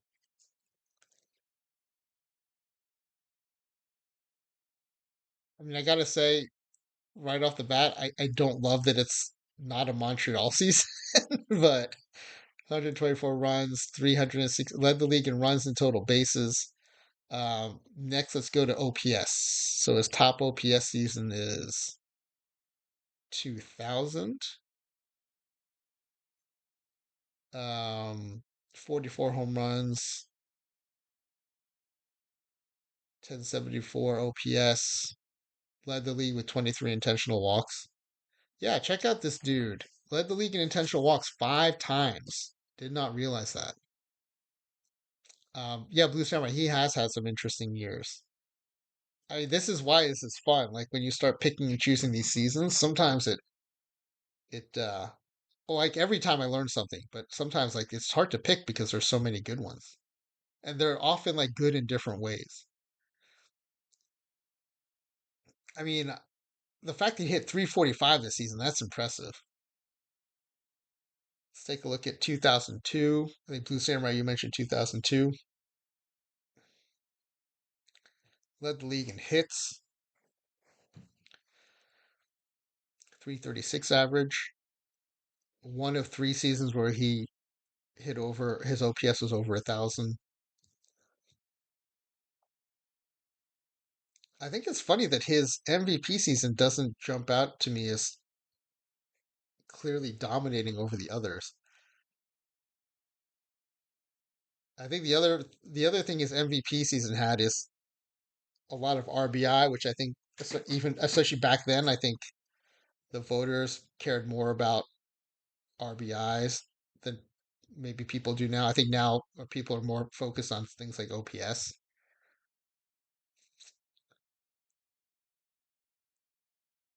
I kind of like this 2000 season. It's his career high in home runs. It's his career high in OPS. Sixth in MVP voting. He's an all star. It looks like his highest batting average. The only thing I don't like is that his stolen bases were down that year, and I think 2001 and 2002. I think they overstate his speed, but I do like that they're a better reflection of like he had some sneaky speed to go with his power.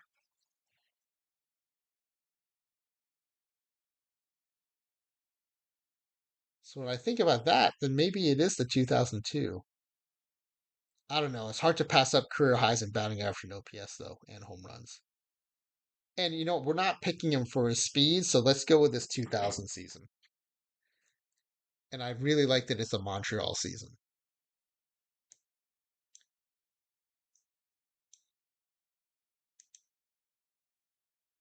And yeah, he's another one. He only played right field. So this might become a problem. Already, our first two reserve outfielders only played right field.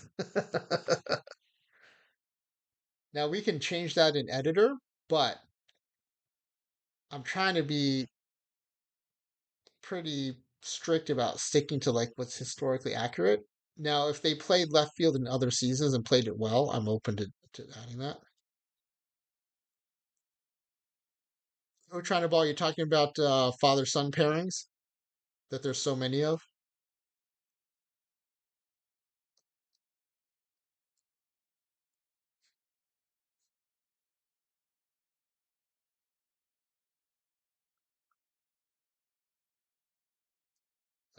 Oh yeah, so Vladimir Guerrero.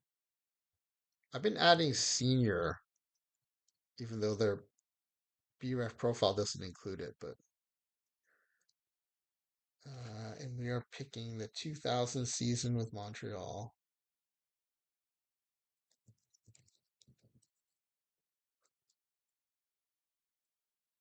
Yeah, there are a lot. It was a fun exercise, and frankly, I wasn't able to dig into all 250 plus pairs, so you will probably uncover some gems that I did not find, especially older eras.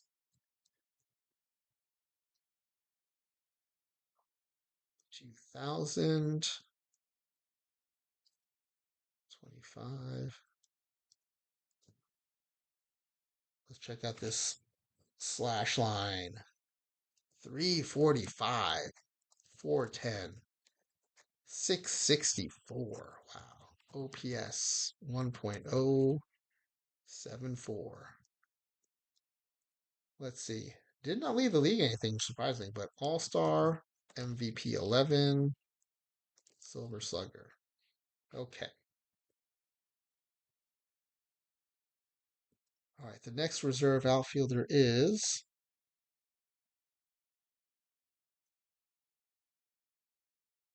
Is that it for reserve outfielder? It might be.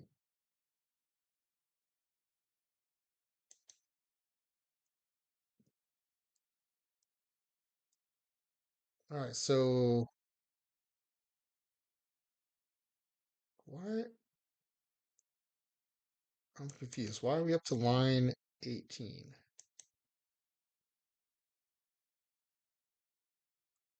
Did I do something wrong when I built the roster? This says I have 17 players already. Did I add someone who I was not supposed to add?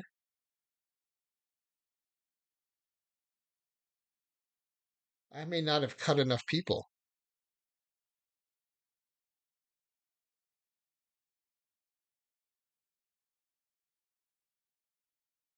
That could be a problem.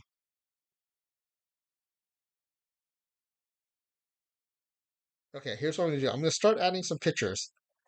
We're getting close to when I usually sign off anyway, when I'm not doing a sim. When I'm doing a sim, it can go pretty late because I want to power through the sim. But for these roster build days, I try to keep it to a couple of hours. Um, but it looks like I did not cut enough people. It's supposed to be 12 and 14, and for some reason, I have 17 batters here. So I'm not sure where I went wrong. It might be my count. It might be when I was looking at this sheet here, I did not count correctly, the green lines.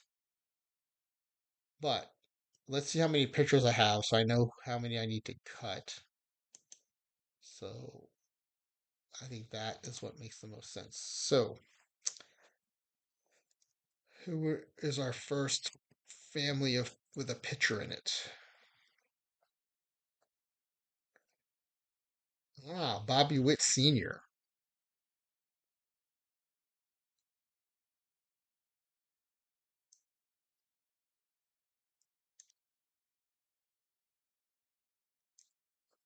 Right-handed pitcher Bobby Witt Sr. I don't know if any of you are familiar with his stats or like me remember watching him pitch, but he was one of those players with a heck of an arm, but had no control. And all the time I remember thinking, man, someone just teach him some control. It'll be amazing. Not realizing that's much easier said than otherwise, everyone who comes up would have control because you would just teach it to them. But um, he was always frustrating to watch because he was had such a live arm and just could not rein it in. So it'll be interesting to see like what his best season looks like. Look at this. Right out of the gates, led the league in walks 3 of his first 4 seasons. Man, walks per nine. Oh wait, sorry, I'm looking at BREF. Let me put it up so you can see. Bam, black ink in all the wrong places. 143 walks to lead the league as a rookie, and 22 wild pitches. In case you thought his walks were all borderline. No, no, no. He was not getting it close. So in his first 4 seasons, he leads the league in walks 3 times, wild pitches twice, and earned runs once. But credit to the Rangers for sticking with him. His 1.732 WHIP as a rookie. Um, he gets around to a who tried to ball. I think he can make a team on just father sons who played for the Tigers. Hey, if you can do it, that'd be cool. Um, and you know what? If you're that close, I bet if you really dig in, you're gonna find some other players who you that don't pop out to you as Tigers, who maybe had a cup of coffee with them. So I think for him, like let's look at the WHIP. I think that's probably gonna be the easiest way to find his good seasons.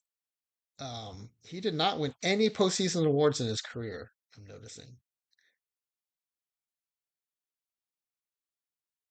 Oh, let me resize this B-ref screen so you can see the whole thing. Hold on, give me a second here.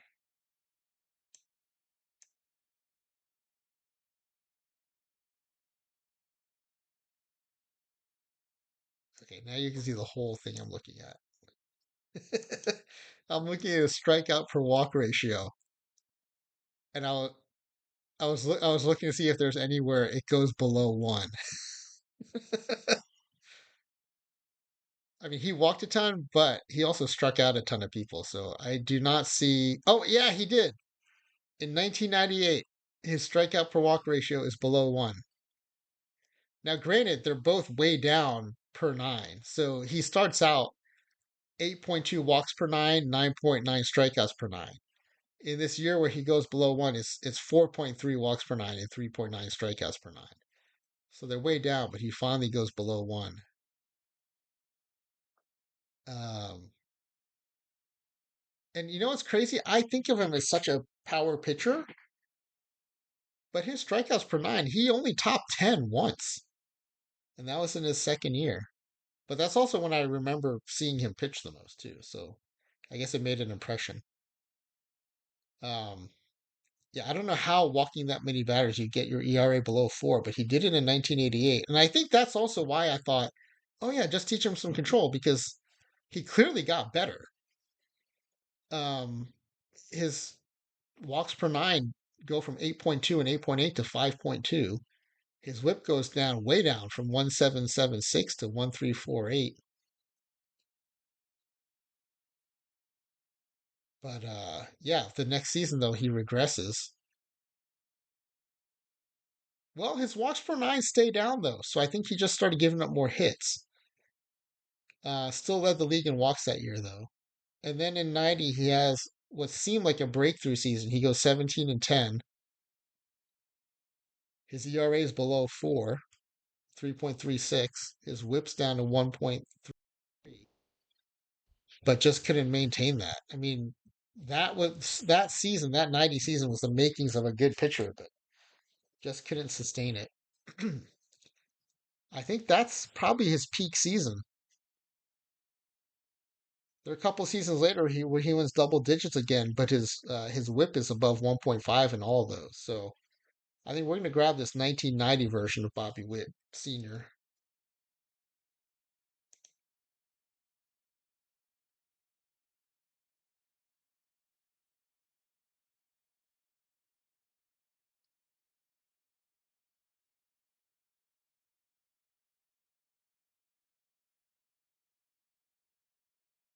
So Texas Rangers, and this is Witt BO01. We're taking his 1990 season where he was age 26. And for pitchers, I'm going one loss, so 17 and 10, 3.36 ERA, and a WHIP of 1.383.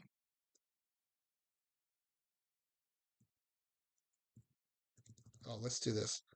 1.383, and I'm going to get strikeouts per nine.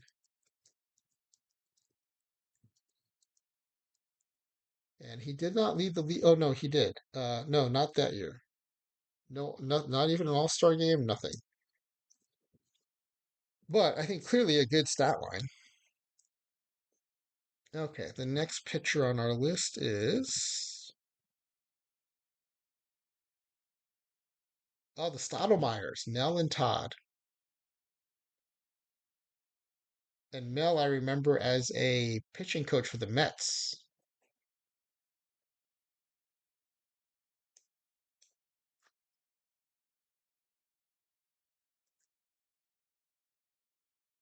So I am really curious to see.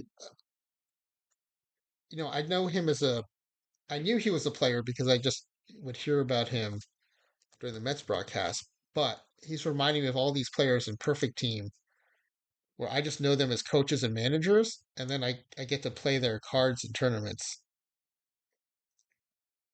So it really helps me get to know them as what they were like as players. Roger Craig in particular comes to mind. I just think of him as the Astros pitching coach who taught Mike Scott the split finger fastball. So it's been really fun picking him in drafts and stuff. All right, so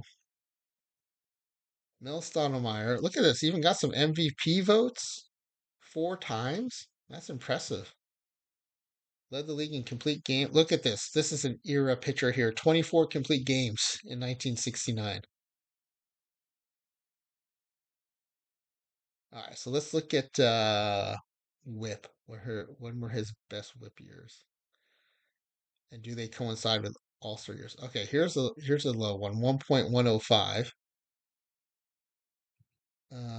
21 and 12 with a 2.45 ERA. 10th in MVP voting and an All-Star. So that's his highest MVP finish. He was an All-Star. Um,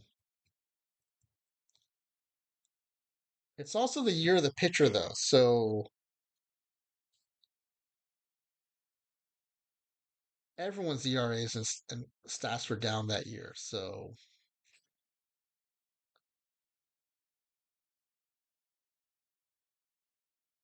maybe his 65 season is more impressive. So that year he went 20 and 9, better win percentage. Slightly worse ERA, but it's a slightly worse ERA in a year that was not the year of the pitcher.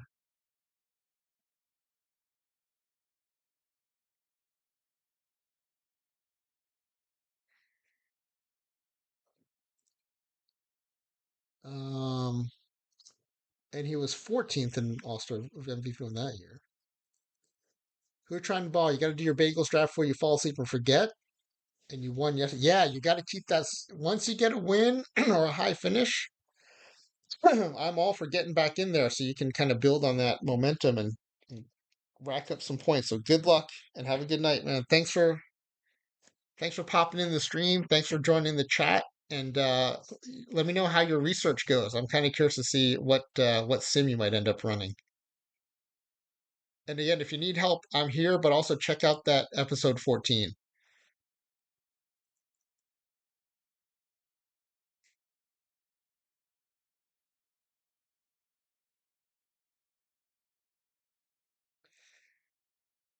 Let's see. Yeah, so his ERA plus was better in 1965. So you can argue that even though his stats were weaker, that's a better season.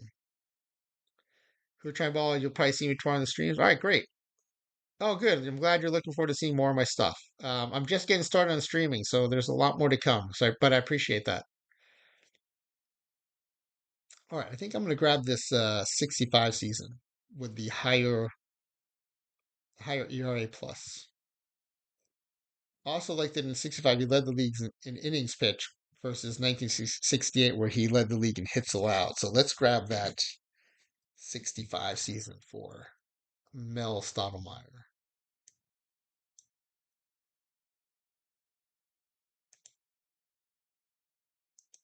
And I think he was a righty like his son, but let's double check. Yeah, righty. So right-handed pitcher, Mel Stottlemyre. And you were taking a Yankees season. First Yankee, I think, on the team.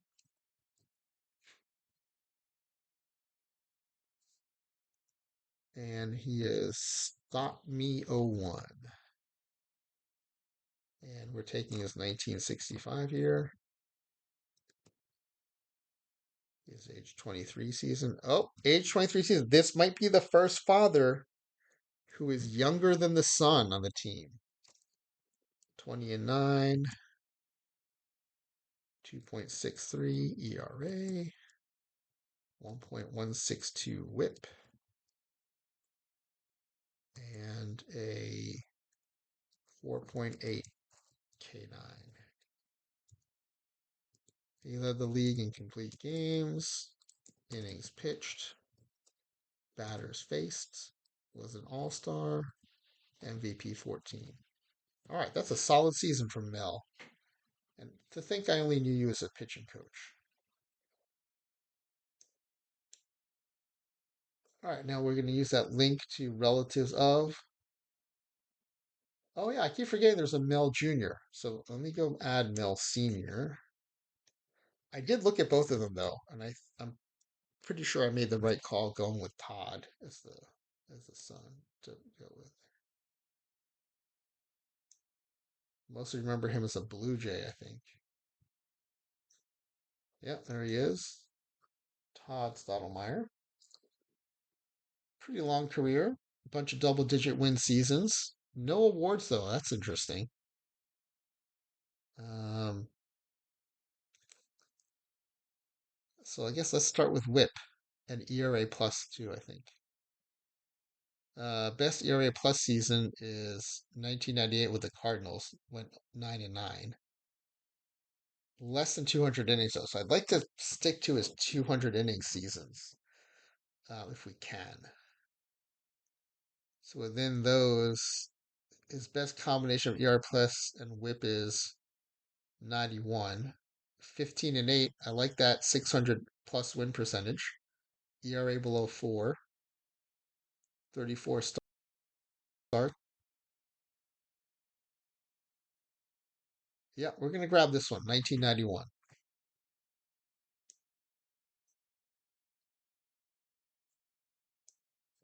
Right-handed pitcher, Todd Stottlemyre, Toronto Blue Jays. Stott TO01. And we are grabbing that 1991 season. And he was 26 years old. Yeah, so young Todd here is actually older than his dad Mel on this roster, which is, I think, a fun little quirk. 15-8, 3.78 ERA, 1.228 WHIP, and a 4.8 K9. All right. Who's our next pitcher? Oh, the Trouts. Little did I know Dizzy Trout actually had 27 wins in a season. That is the peak season I'm going to grab for sure. But let's get Steve Trout first,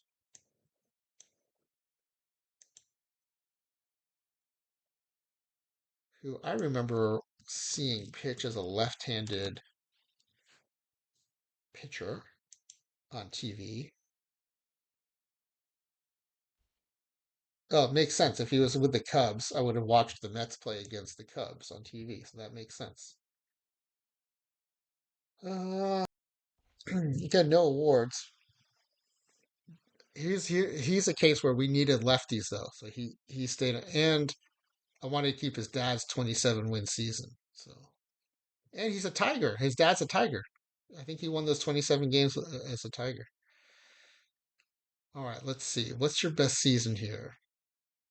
You have a few seasons with ERA plus over 100, so that's good. Whip wise, there's a 1283 here where you went 8 and 7. There's a 1389, 13 and 7, and you're almost your highest ERA plus. So I think we're gonna grab this 13 and 7 season.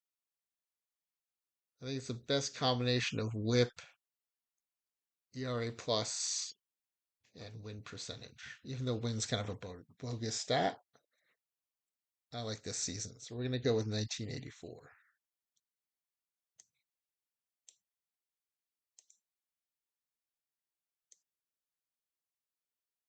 And most importantly, left-handed pitcher, Steve Trout,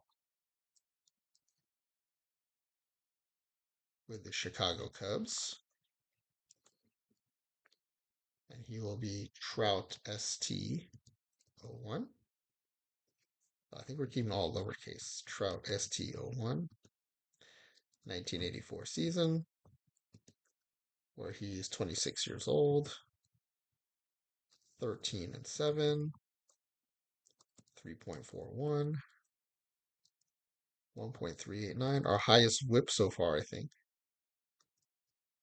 and 3.8 strikeouts per nine.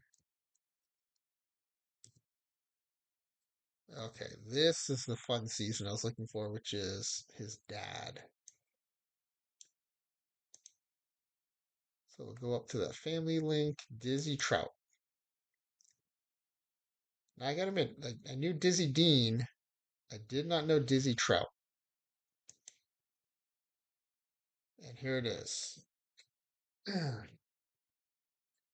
um, he peaked during the war seasons, so I'm assuming he was probably like an average or below average major leaguer until most of the players went to fight the war, and then he did well in their absence. But then, to his credit, he continued to pitch well after the war, even after those players came back. So seems like maybe he just got the opportunity during the war and then kind of maintained a decent career after that. But I think the highlights this 44 season, 27 wins, leads the league in ERA and games started, 33 complete games, 7 shutouts, 352 innings. I can't even imagine.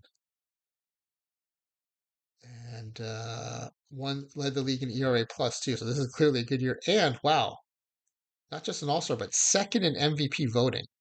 That's crazy. Who did he finish behind? Second only to his teammate, Hal Newhouser. And 4 points behind. 4 vote points behind.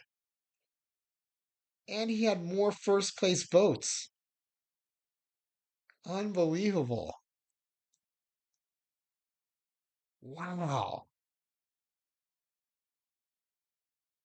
That's crazy. I gotta ask Spore about this. I'm sure he knows about this, but that is crazy. Well, I mean, that's the season I'm grabbing. Second in MVP voting for a pitcher? That's outstanding.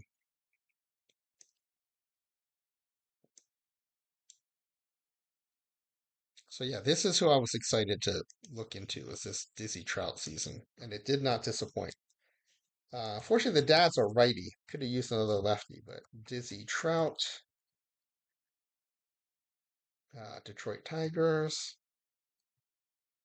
Trout, DIO1, 1944, when he was 29 years old. And he went 27-14, 2.12 ERA, 1.127 WHIP, and 3.7 K9, and led the league in a bunch of stuff. Led the league in ERA, games started, complete games, shutouts, innings pitched, hits allowed, batters faced, ERA plus, was an all-star, and an MVP too. Wow. Crazy good season. He might be the ace of this staff. Okay, we're passing 12:30. I also have some drafts to do.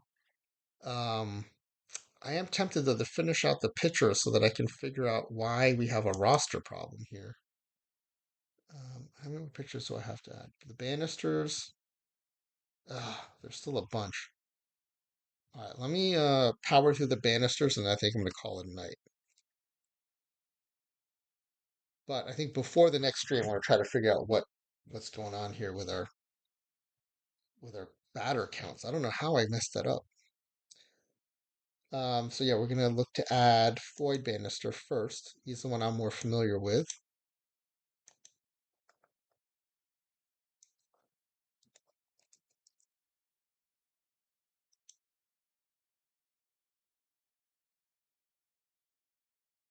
So I remember him as a White Sox, and I didn't realize he also spent time with Houston, Seattle.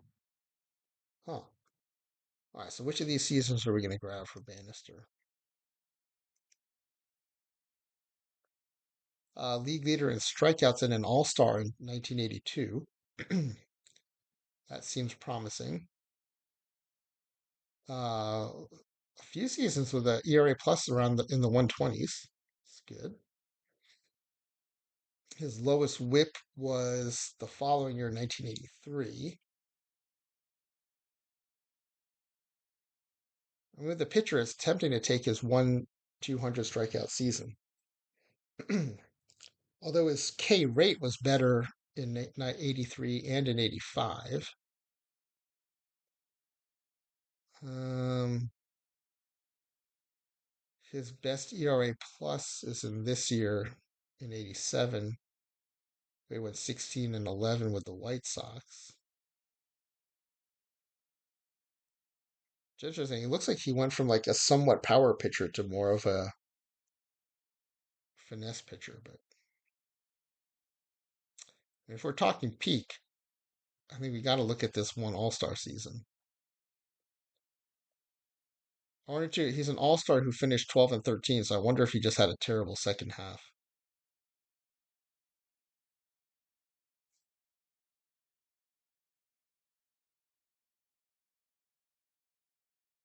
His whip is also best in this 87 season. So his strikeouts are way down, but his whip is the best. His ERA plus is the best. He's 16-11.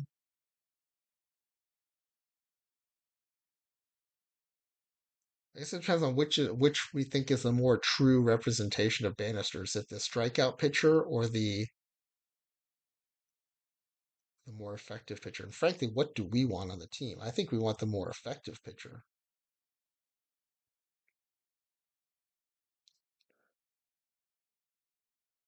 Although we get almost an equal whip.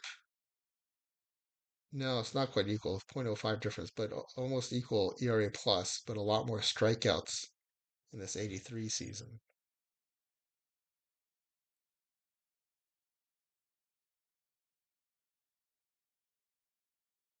I'm leaning towards taking this 83 version.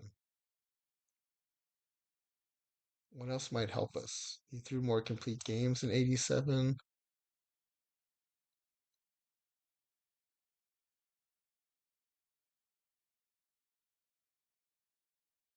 Hmm.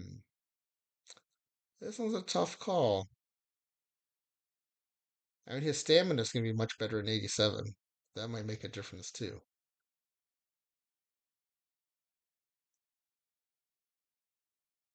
I'm just a sucker for the strikeout, I think.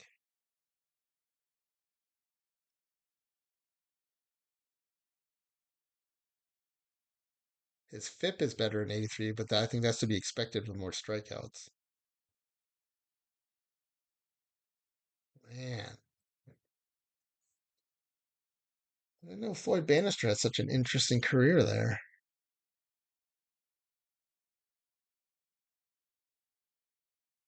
All right, I'm going to go with the numbers. The better whip was probably sure to be better stamina. We'll take the 87 season.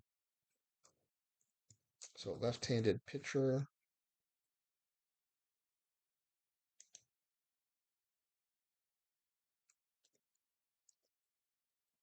Floyd Bannister.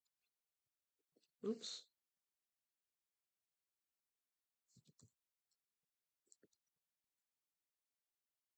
With the White Sox. And it's Banny FL01, 1987. He was 32 years old. This might be the oldest player on our roster.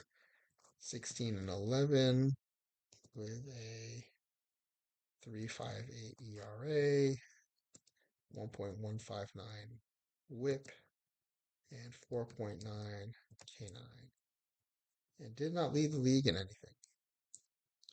Okay, and then let's grab his dad, and then I think we'll call him night.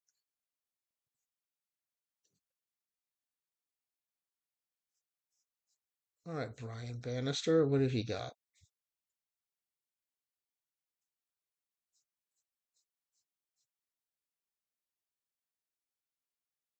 Oh, look at that. Father and son both pitch for the Royals.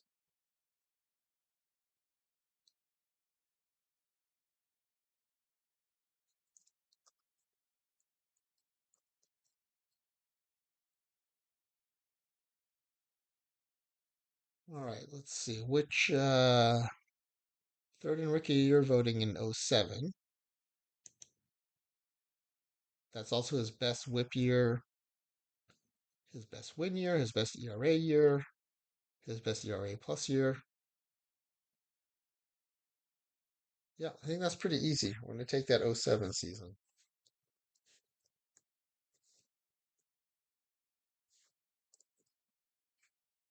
So let's switch over to this. We'll enter in his info.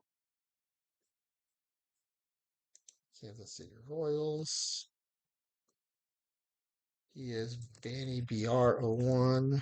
And we're taking his 2007 stats. And I actually don't remember him coming up at all. So, but this is also in the era where I think I was just kind of not following as much baseball for whatever reason.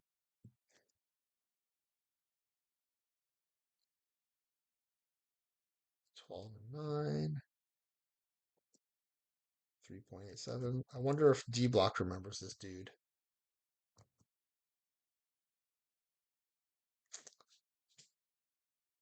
Um, a 1.212 whip and 4.2 K9. All right, so I think we're gonna put a pin in this for now. And I guess we're gonna have to do a part 3. So part 3, we'll finish out the roster. I'll figure out who we need to cut to get down to 26, and then I'm gonna make these pages. Um, Try to fill in some interesting facts in here in between. Something to talk about during the stream, and then so tomorrow will be Thursday. That's great. So heading into the weekend, we will be done, and then that way I can do the stream on Father's Day or maybe the night before. So I think that'll be the plan for that. So part two is in the books. We're almost done with the roster. We realized that there will be a problem with a few too many players. I also think it's weird that we might end up with an odd number of players, which I don't know how that happened either. So I will wait to do the roster population until the stream, but before the stream, I will look into the numbers to figure out what happened there. So I think that's it. Let me find someone to raid into. See who is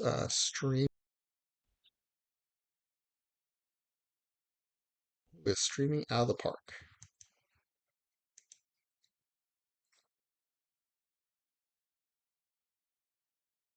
Cheeky is streaming, so let's raid into him. I tried raiding into him yesterday, I think, and it did not work. I'm going to try again.